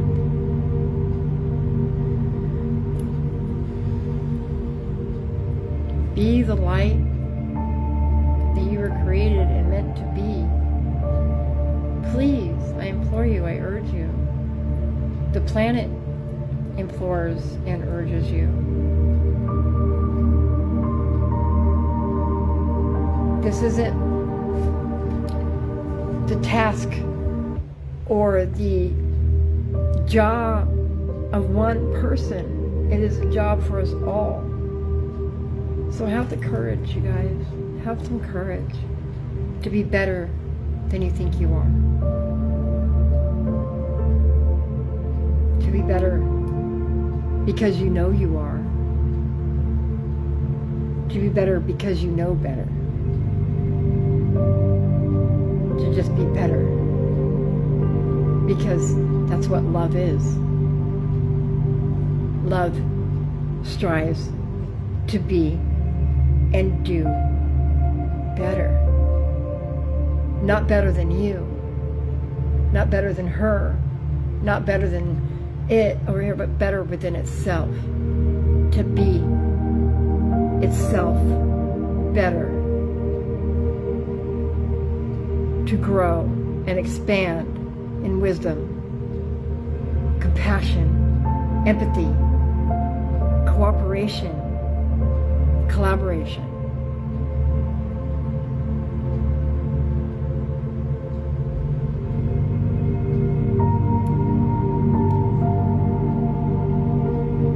What does love look like?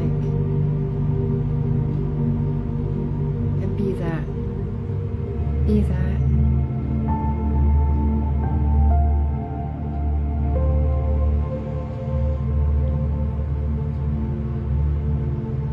Please.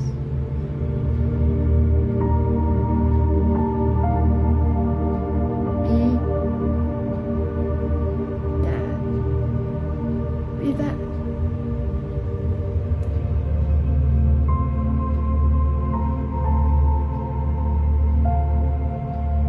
Be and embody love. The planet needs more of that. So choose in every moment that you have, in every situation and circumstance that you find yourself in. Decide to choose love over fear. Choose love. Be love.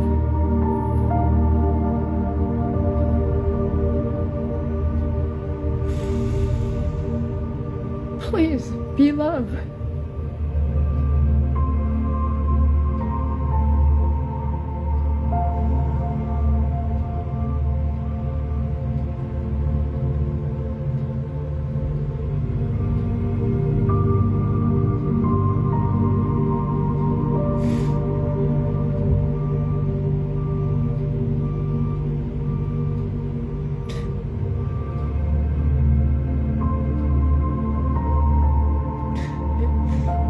You hear the reverse beeps in the background.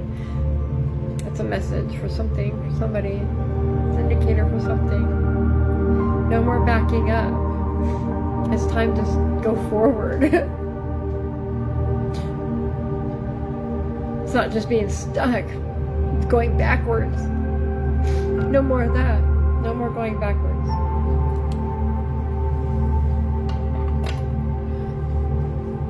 Cooperation and collaboration is the key. We need each other. We can't do it without each other. We weren't created to do it without each other.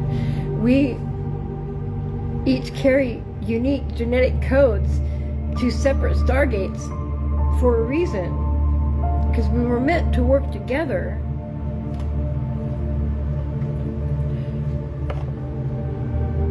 There is no separate.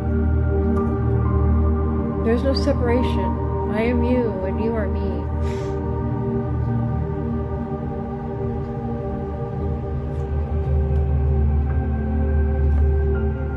I am you and you are me. There is no separation.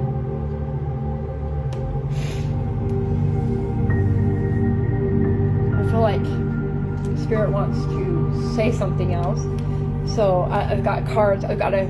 I work with cards, as you can tell. I work with different decks and stuff, and I've just started learning how to work with tarot because I grew up in the within the dogma of Christianity, and which told me that tarot, which teaches that tarot is witchcraft, and and I really was was wholeheartedly into the dogma. So I missed out on learning a lot of the tools that help us learn. And now the Rider-Waite storyline of Tarot isn't necessarily the correct one either. It speaks of it's distorted just enough that it aligns more with the Metatronic agenda. However, all of the tools, when used intuitively correct, can be used for divination, regardless of how they were intended. Light always outshines the dark, and higher vibrations will always oscillate out lower vibrations, which means higher intent will always override lower intent when applied correctly. And so I've been learning how to read the tarot, and the true per Keylontic Science and the Cloister d'Oratura, the CDT plate records, the Tarot de Marseille is the true method, is the true deck that coincides with the Chaldean numerology system more accurately, and within the true story within the Cloister d'Oratura records. Anyways, that being said, I've worked with oracle decks, different oracle decks. Now, you need people need to understand that anything that speaks of the Archangel Michael, Archangel Metatron, Archangel Gabriel, any of those are part of the fallen faction, and the Luciferian agenda, the Luciferian, what I call it, the fallen faction. And more literally, they speak about the technology. They're not even actual beings, other than the fact that the technology, in order for it to operate properly within the third dimension, they have bioengineered avatars with certain genetic codes incarnated upon the planetary grid. Some are hybrids, some are not, that are physical biological avatar anchors that carry the frequency, the energetic frequency of the technology. That's what the Metatronic do. Archangel Metatron is actually a Metatronic cube technology. However, there is a being, a biological being, that is the bioengineered, genetically coded avatar that anchors the energetic frequency of the Metatronic cube technology. Same thing goes with the Archangel Gabriel concept and the Archangel Michael concept. Now, the Archangel Michael, I know the Archangel Michael concept is the sword. It's the rod and the staff of the technology. It's the sword. It's the wielder of the sword. That's a metaphor. And I'm even, like I said, even I'm still trying to learn it. The technicalities of it myself, as well as how to articulate the terminology. The only reason why it's so complicated is because it's been so distorted throughout our history, and the true information is hard to find. The historical information has been burned or is locked up in the archives of the Vatican, etc., etc., hijacked, hidden, so many things. But the truth is out now, and there's avatars. Just like I said, there was avatars, biological avatars that anchor the technology. There are also biological avatars incarnated on the planetary grid, whom anchor energetic frequency of the CDT plate records as well, the holographic discs of the CDT plates. There's 12 of them, and there's 12 CDT plate avatars, bioengineered, genetically coded avatars that anchor the energetic frequency of each plate, and also coincides with the Stargate on the planet. There's 12 Stargates on the planet. The 13th pillar is also a bioengineered,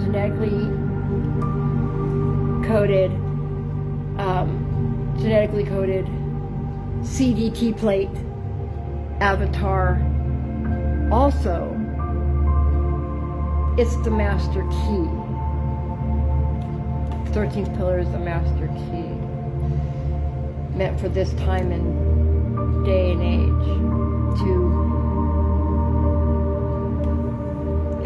to carry the mother arc and the father arc codes in order to activate the Adam seed, which is the Christos consciousness and the crystalline morphogenetic blueprint, the original blueprint of divine, celestial, angelic human beings. The Christos consciousness, the Christos child. That's in the 13th pillar is the incubator. It's not only the anchor, the axis, and the anchor that overwrites the Metatronic, that's genetically coded to overwrite the Metatronic cube technology, which is being done now, which is done. The Metatronic black cube technology is overwritten. The energetic containment field is no longer in control by the shadow entities. It is no longer controlled by them. It is being anchored through my personal genetic codes, my HLAB 2017. And it's really hard to understand and explain, and I'm still learning myself how it all works, but I do know that this is my path, and this is my personal truth, and this is my life purpose, as well as my mission. And these live broadcasts are intended, or a way, my intuition has pushed me to do these live broadcasts as a way to broadcast. These transmissions are meant to broadcast my live, undistorted, unfiltered, pure, energetic frequency in its entire integrity onto the grid in order to solidify anchoring the overwrite of the technology of the black cube grid technology, the frequency net. God, it's so hard to say, and it's so hard to keep up with the concept of it. And but I understand it, but articulating it becomes difficult because I know that it's hard to understand. But if you look into Keylontic science, if you do the research of Keylontic science and the Cathara grid, the true tree of life, and the Cloister Duratura plate records and the prophecy you speak of, you can be on board with the baseline. And it's a lot to understand, and it gets down into quantum physics and everything. But Keylontic science is the science of spirituality. Spirituality and science are in fact one and the same, guys. They are not different. And I know that I feel like Spirit's got a message coming up, and wants to add something. So this is the Tree of Life Tarot. I work with it. It's one of my favorite personal decks. I feel like there's a message I feel like Source wants to say something. So today is July 8th, 2026, Wednesday. It is right after the 250th year anniversary celebration of America, which is significant all by itself. and is an omen by itself. There is a cosmological anomaly happening between now and July, or by July 21st. It's called Bordeaux's basket. And throughout history, anytime that this anomaly has occurred in the cosmic map, it has significantly shifted the collective's reality on some level. And I cannot give an example off the top of my head because I can't remember, and I just picked this up this morning. I was half listening. So right away at the bottom of the deck, I'm going to cut the as we get started with source is saying through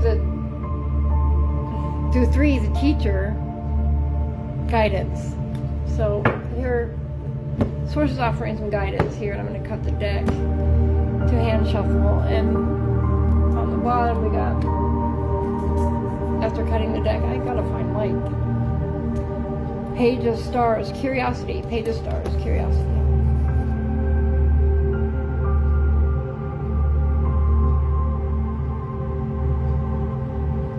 Open up your curiosity, guys, about yourself, about the truth, about why everything about our existence doesn't seem right.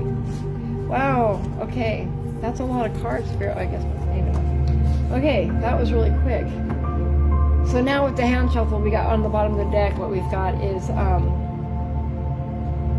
12, the turnaround, which is the Hermit. The turnaround, which is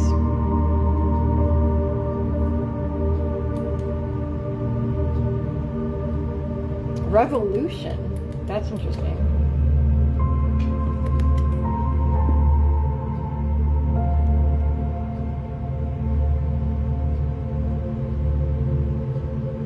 I know that it's backwards. Sorry, guys.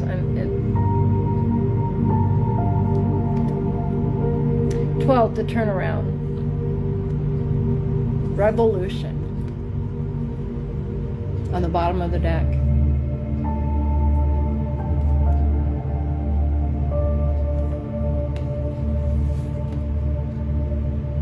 Look at that card, guys. Look at that card. Look at the colors in that card and the root of it. The tree in the center. 12, 1 plus 2 equals 3.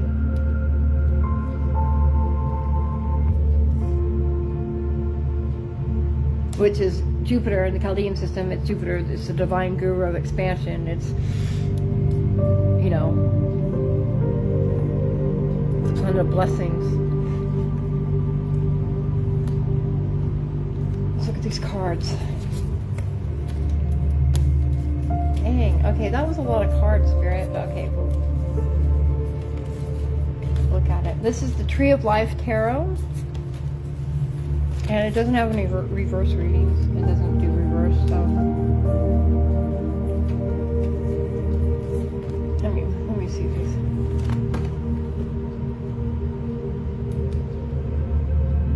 So we got the Five of Stars. The Five of Stars, diversity.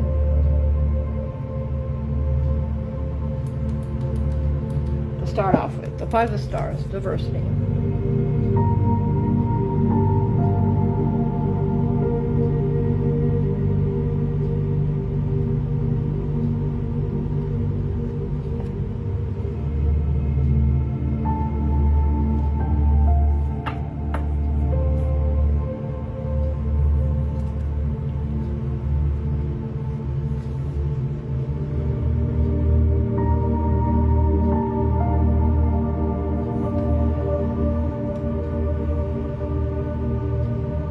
I'm noticing first to write off how dark it is.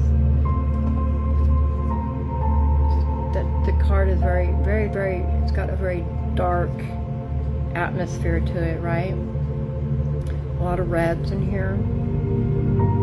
We got the stars coming up the side, and the water with the reflection of the moon, right?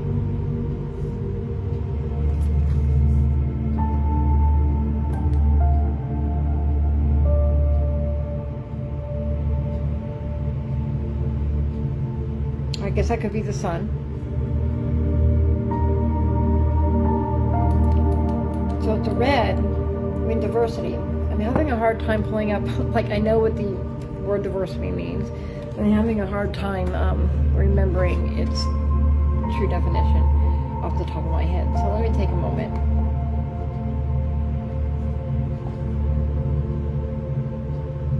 What is the definition of diversity?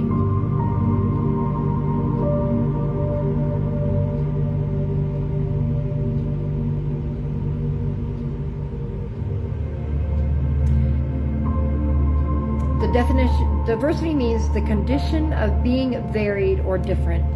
It describes the presence of a wide range of human differences and individual traits within a group, including but not limited to race, ethnicity, gender, sexual orientation, age, economic status, physical abilities, religious beliefs, and cognitive perspectives.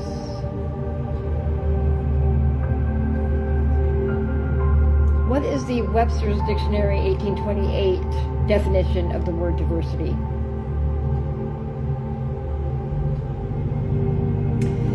Difference, dissimilitude, unlikeness.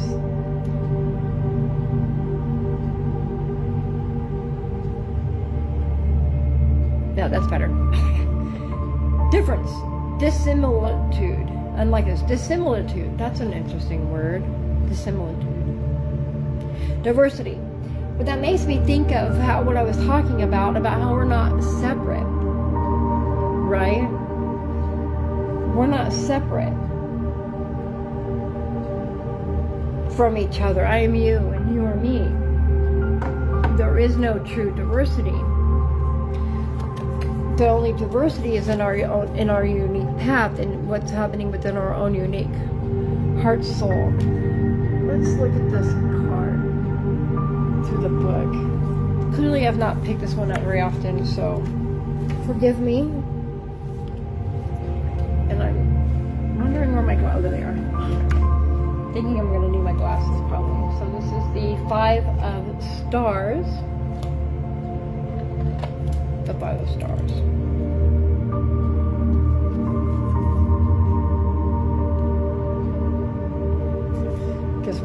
Wish I could set it here so while I'm doing this, but here I'll do that. 5 of Stars.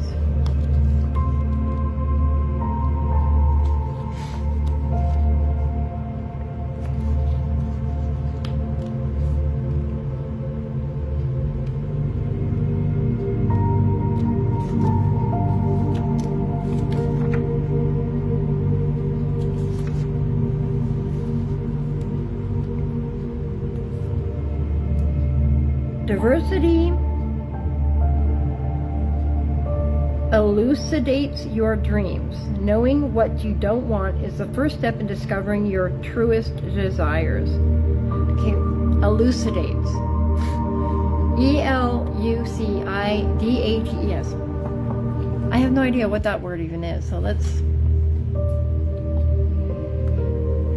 Sorry, I apologize, forgive me. No, I don't. No.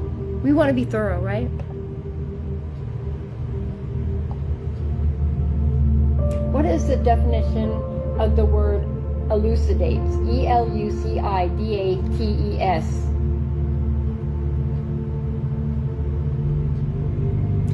To make lucid or clear, throw light upon, explain.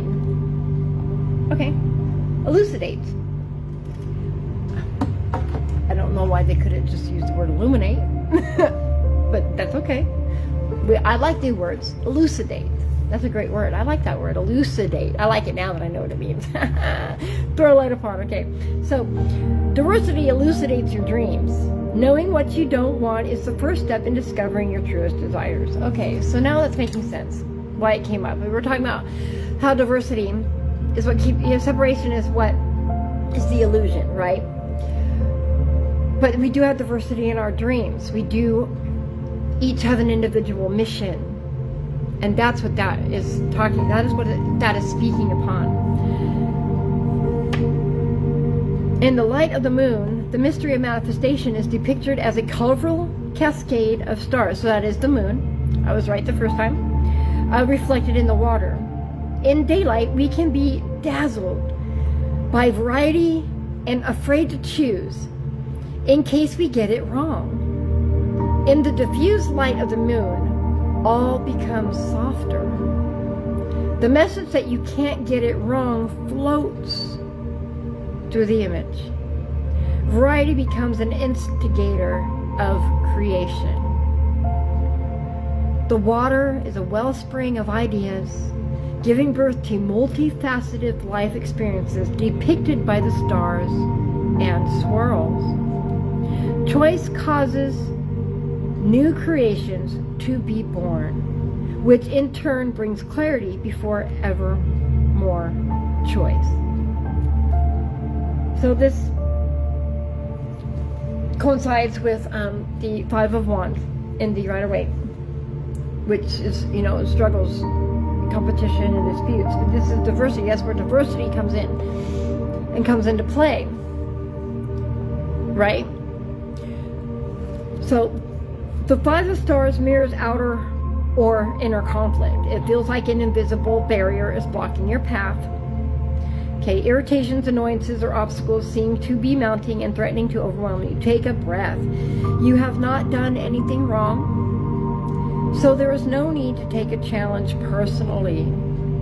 Step back to regain a balanced perspective, devoid of reactions, and solutions will soon drop into your mind. This card encourages you to be steadfast in your self-belief.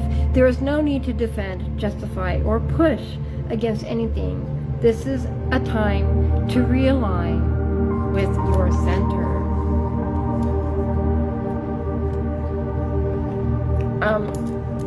I don't know how the description could be any more perfect than what I was, to be on point with what I was speaking about prior to pulling the card. So Source is now just confirming what I've been telling you about our own individual process, and that separation is the illusion. The conflict, whether it be inner or outer, is the path.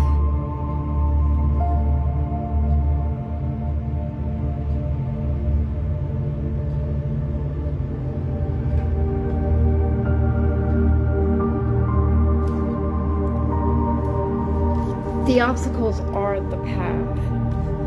Take a breath. And what I'm also seeing here is, what I'm feeling here is, only accept what's yours. Only accept what's yours in any conflict. Only accept what's yours. And you don't have to explain or defend yourself from anything that isn't your truth. People are going to think what they want, regardless of what you tell them, sometimes regardless of what you show them, unfortunately. If they made up their mind about you, nothing you say or do will change their mind until they decide to let it. And that's the next thing that goes for you and other people. So just keep that in mind when you're judging other people. When you're judging people, you're only judging yourself at the end of the day, really, truly, and literally, quite literally. So the next card that we've got here, 1, 2, 3, 4, 5, 6, 7. There's 7 cards here. I'm not sure if I'm going to take them all. We'll see. So the next one is the path. 7, the path. Exploration. See how much blue is in this card? Blue and green. So the blue is wisdom, and it's spirit, and it's intelligence, it's intuition, it's intelligence, it's knowledge. And there's always trees, because trees is the foundation, the tree of life. And that bright light there is always, that white light is always the Sophionic spirit, the source, the divine calling you, right? So the path, 7, the path, exploration. Once you've got yourself in check and you've owned your own path and learned that you're not separate from anybody and nobody's separate from you, finding the path, exploring your own path would be the next logical step, right? There are many paths and many truths. Feel love resonate with you in each moment and step forward. You are always moving toward your dream, especially if you are walking in love. This is the Chariot card in the Rider-Waite. I like how this is a much more peaceful card. One of the fastest moving cards. This is the path. This is your journey that you should be walking. This is where you should be pointing your feet and paying your attention. Exploring your own divinity within the tree of life, within the path of the tree of life, in order to gain healing, inspiration, illumination. But you got to be grounded yourself. You got to be grounded within the exploration, within yourself. You got to be grounded in order to reach the divine spark within yourself.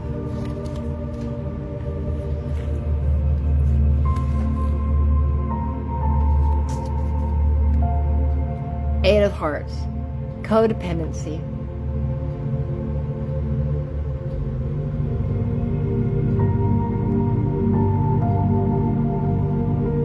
Now when I look at this card, I see so much. I see a lot of love. I see a lot of red. There's some blues of wisdom and inspiration. And see how they're connected. See the aura lines coming from her. This is a reflection of the divine feminine feeling safe. But if you notice the look on her face, she doesn't seem real content. Either does he, right? That codependency can be a burden.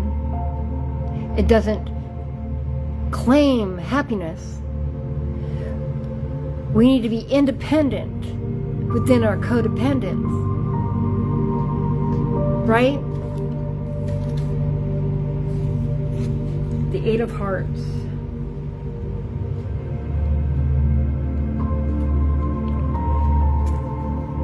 Love every part of you. There is no delegating self-love. No one else can do the job like you can. So there again, that just coincides what I said. You need to learn to love yourself so that we're not a burden on each other. So we filling our own cup so that we can properly fill each other's cups also. Right?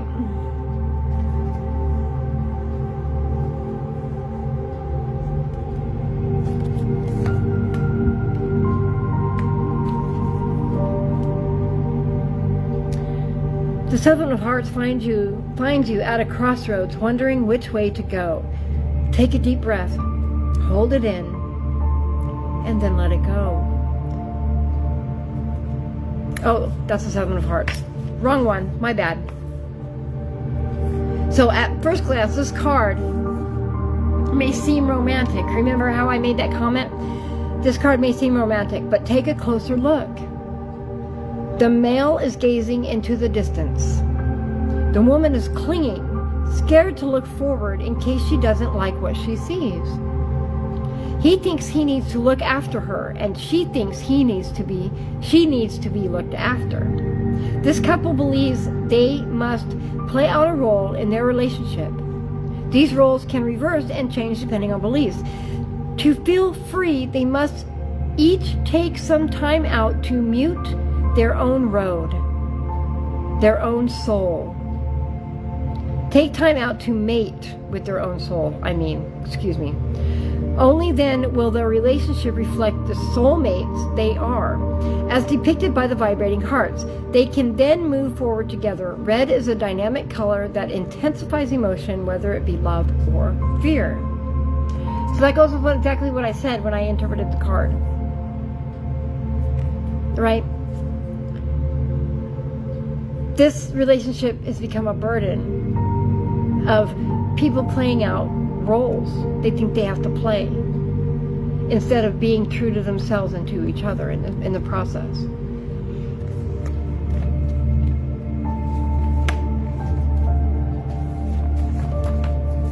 The Eight of Hearts encourages you to end the struggle and stop trying too hard to be someone you are not. Go easy on yourself. Your efforts to fulfill an outside expectation is bringing struggle and resistance to a relationship with a friend, lover, partner, family member, or colleague. Take a closer look at your relationships. Are you true to you? Really, be honest. This is a wake-up call because you are ready to experience unconditional love. Listen to the whispers of your heart, and you will know if you need to change your view or situation. No one is more qualified to love you than you are. That's what this whole journey is about, guys. Keylontic science. The Kathara, the true grid of life. The Kathara grid, the true tree of life, is learning how to love yourself and your own path, and to accept your own journey, and to evolve into what's called ascension mechanics, and activating your own DNA.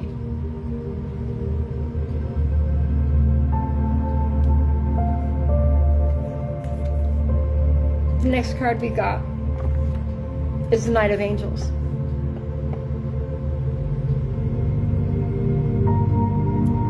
The Watcher. The Knight of Angels, the Watcher. Now right off the bat, we can see Sanskrit symbols, occult symbolism. Within the card, in the burgundy color, is a color of protection. The bright eye, look at that bright eye right there. Illuminating the light rays of the golden light, of the Adam seed, of the crystalline Christos consciousness.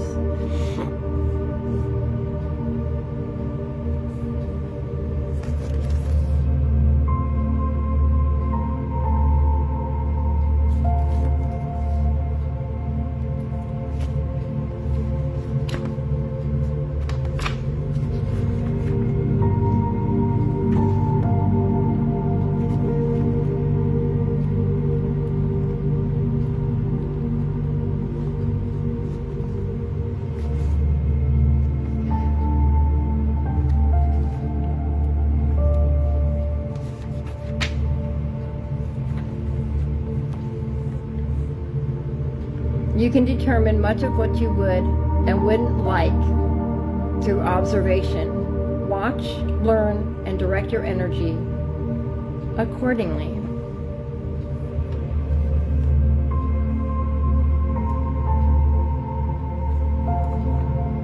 An angel seeks to engage in life's mysteries through careful observation. He asks questions and collates information from near and far. This angel once sought answers through logic and reason. Over time, he realized this method could only take him so far. Now he sits still within his sacred heart as the mysteries of life. Now he sits still within his sacred heart as the mysteries of life drift towards him.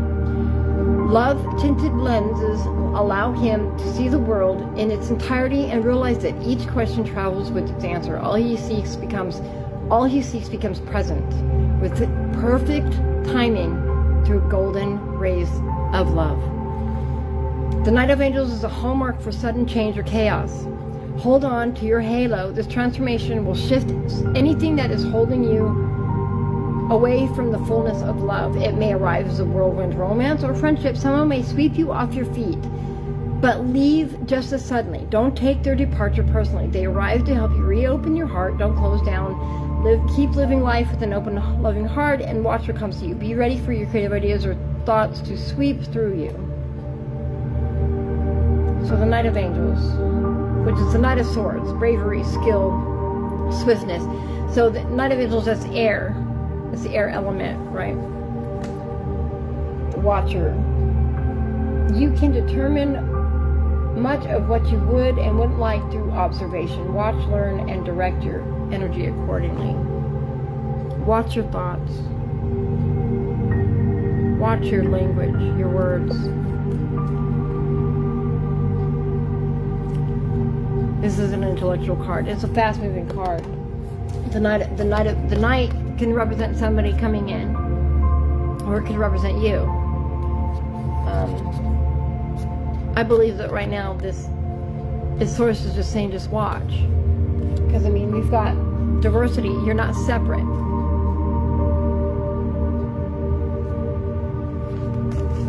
We're not. We are the same. We are one and the same. There's no such thing as separation. Once you realize that, you'll find your true path. Your true path is within the diversity of your own genetic codes and your own energy, not in race or anything else outside that soul, society, and culture tells you it is. Be curious about your own path, to your true path. 7 is the divine number. It's the number of God. It's the number of Neptune, which is the planet of dreams, and illusions. And we're in the Neptune retrograde right now. And it's the dragon's tail. It's pure intuition. It's what that is. Explore through true intuition your true path. Stop relying on anything external, anything outside of you that is not filling your cup. Fill your own cup. Stop looking for things outside of yourself to fill your cup, is what I meant to say. Stop being a burden, an energetic burden upon others. Learn how to manage your own emotions, your own heart space. Be independent in your thinking and in your movement.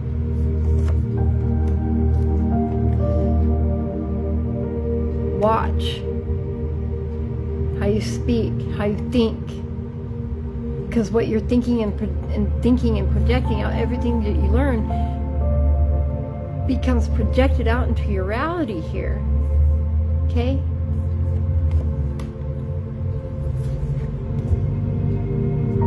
Eight of Trees, skill.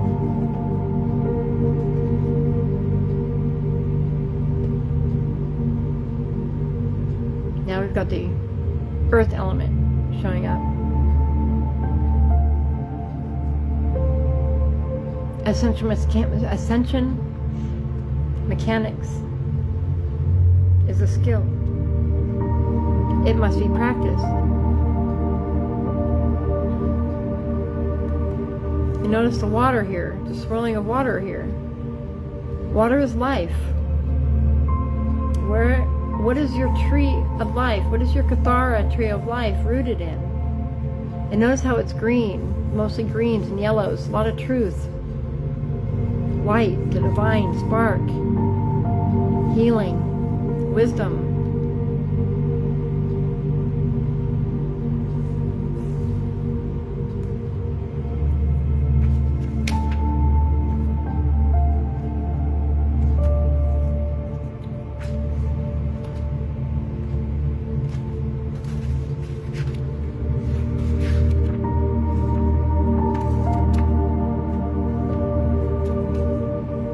So with this, you have something unique to offer this world. It is time to step into the unknown and truly know thyself.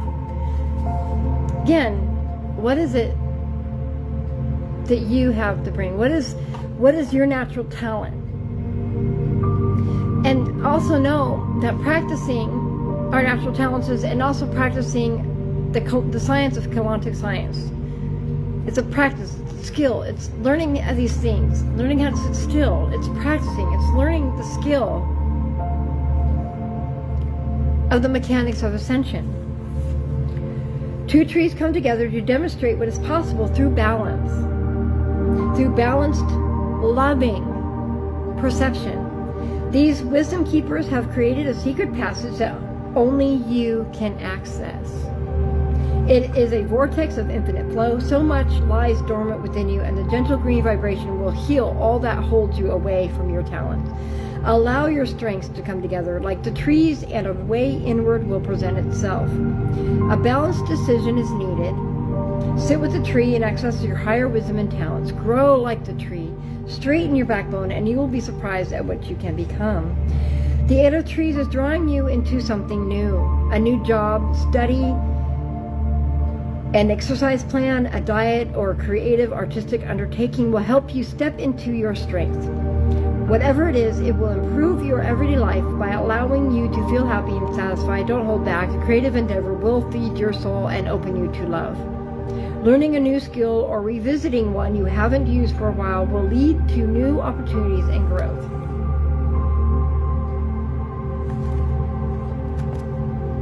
So this card, it represents the effort that it takes, the choice that we have to make to put in the effort to practice being divine, the tree of life, learning the Kabbalah tree of life and how to manage our own self and how to activate our own DNA.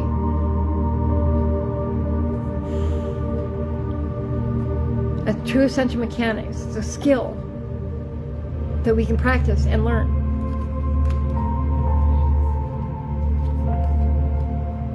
And Knight of Stars, we've got another knight showing up, another fast-moving card showing up onto the table. The Knight of Stars, the adventurer. How much more perfect can that be? The adventurer. I mean, after it all, learn the skill, and then you can start your adventure. The path of the exploration of your path. It's an adventure. That's the journey. Learning the skill is the adventure of life. The ascension of Scanus, the evolution is the adventure, right?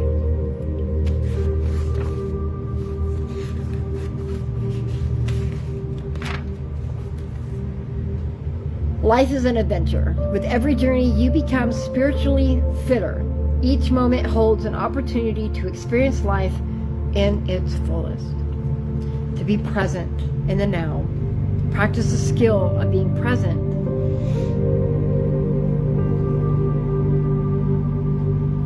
The Knight of Stars dares you to take on a new adventure. Your soul is craving love, fun, and excitement of exploration.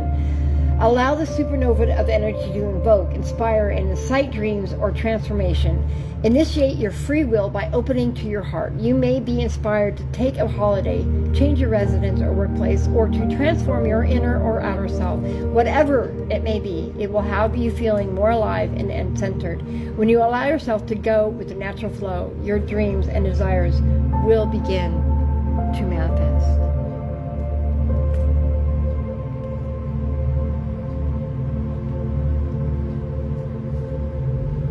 So this knight is a pioneer.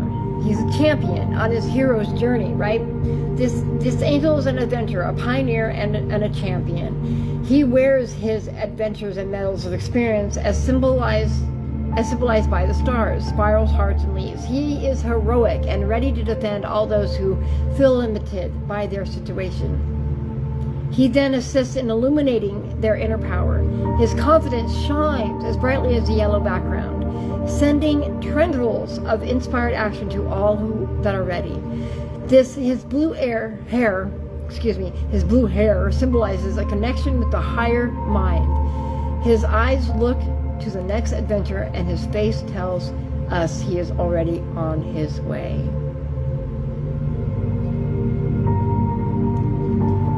He's taking off to the adventure into the unknown, taking his wisdom with him.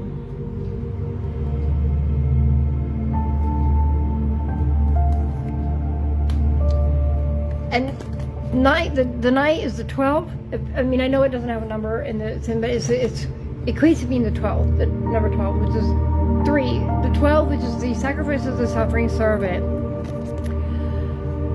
as dictated by the planet Jupiter, who is the divine guru of expansion, that teacher of expansion, of growth and abundance and bountifulness.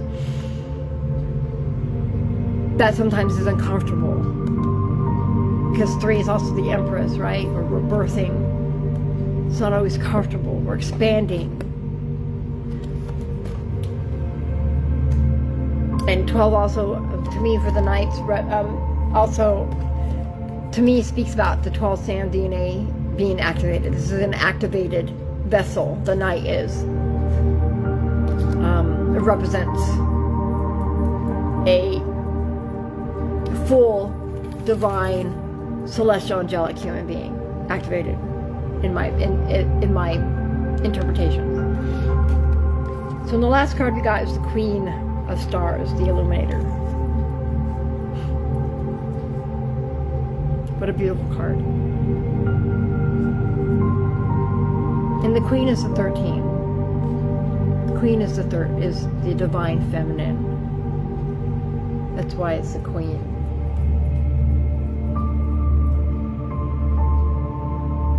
The 13 represents the serpent bearer, Mary Magdalene, Miriam, the divine feminine, the Sophionic spirit.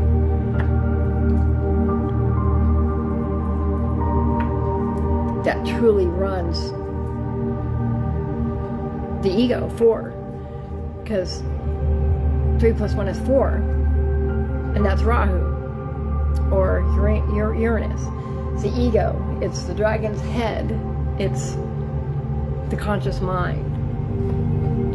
So through the 13, it's the rebirth, it's the regeneration. That's what the death is. The death of the ego, the death and integration of the old life into the new, the old way of thinking.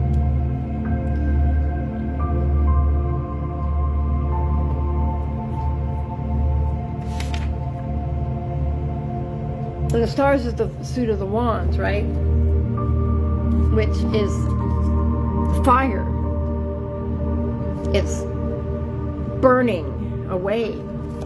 It's refinement. It's passion. It's intuition.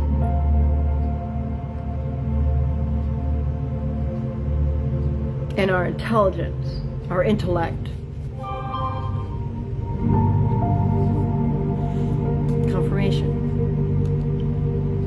See how her third eye is a star and open right here, and she perceives through her third eye here, and she has heart, mind, cohesion, and coherence here. She's the Queen of Wands. She's very educated, very intelligent, very conscientious. She's very honest in her demeanor.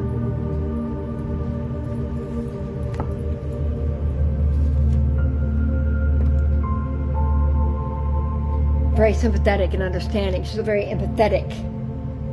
She's friendly and she's practical. She likes pragmatic things and she uses her intellect. Your inner creator shines outward, leading you from darkness. You will feel her joy through your senses, thoughts, actions, and all that is reflected to you. That's what the heart center is. What is your childlike joy?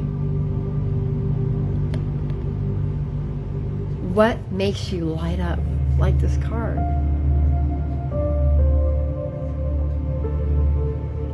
Be that.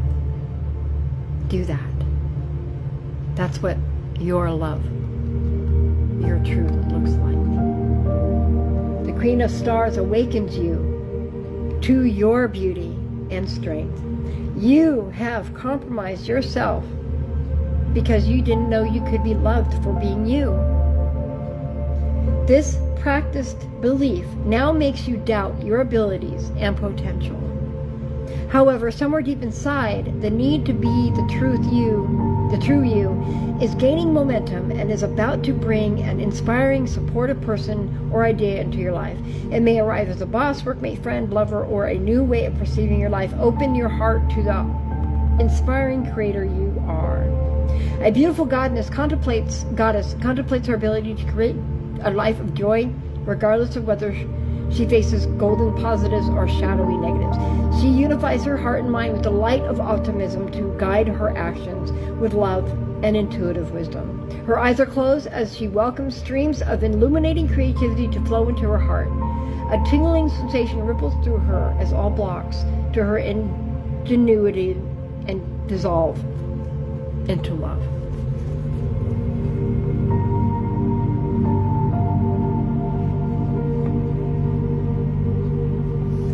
What does love look like? Who are you becoming? What do you hold within your heart space?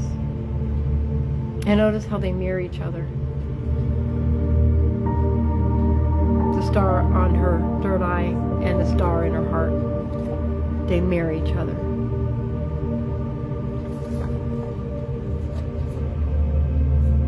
Who are you? And who are you becoming?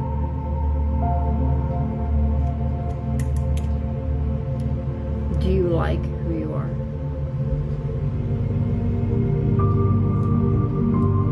Do you?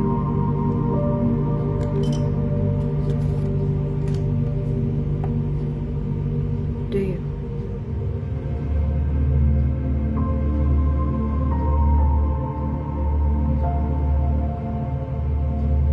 I feel like this transmission is coming to a close. I appreciate everybody. I love you all. Love and light and blessings to everybody in all things. Shunakai Dunokotore ma Humbapa Tikini Noro. Thank you. Thank you. Thank you.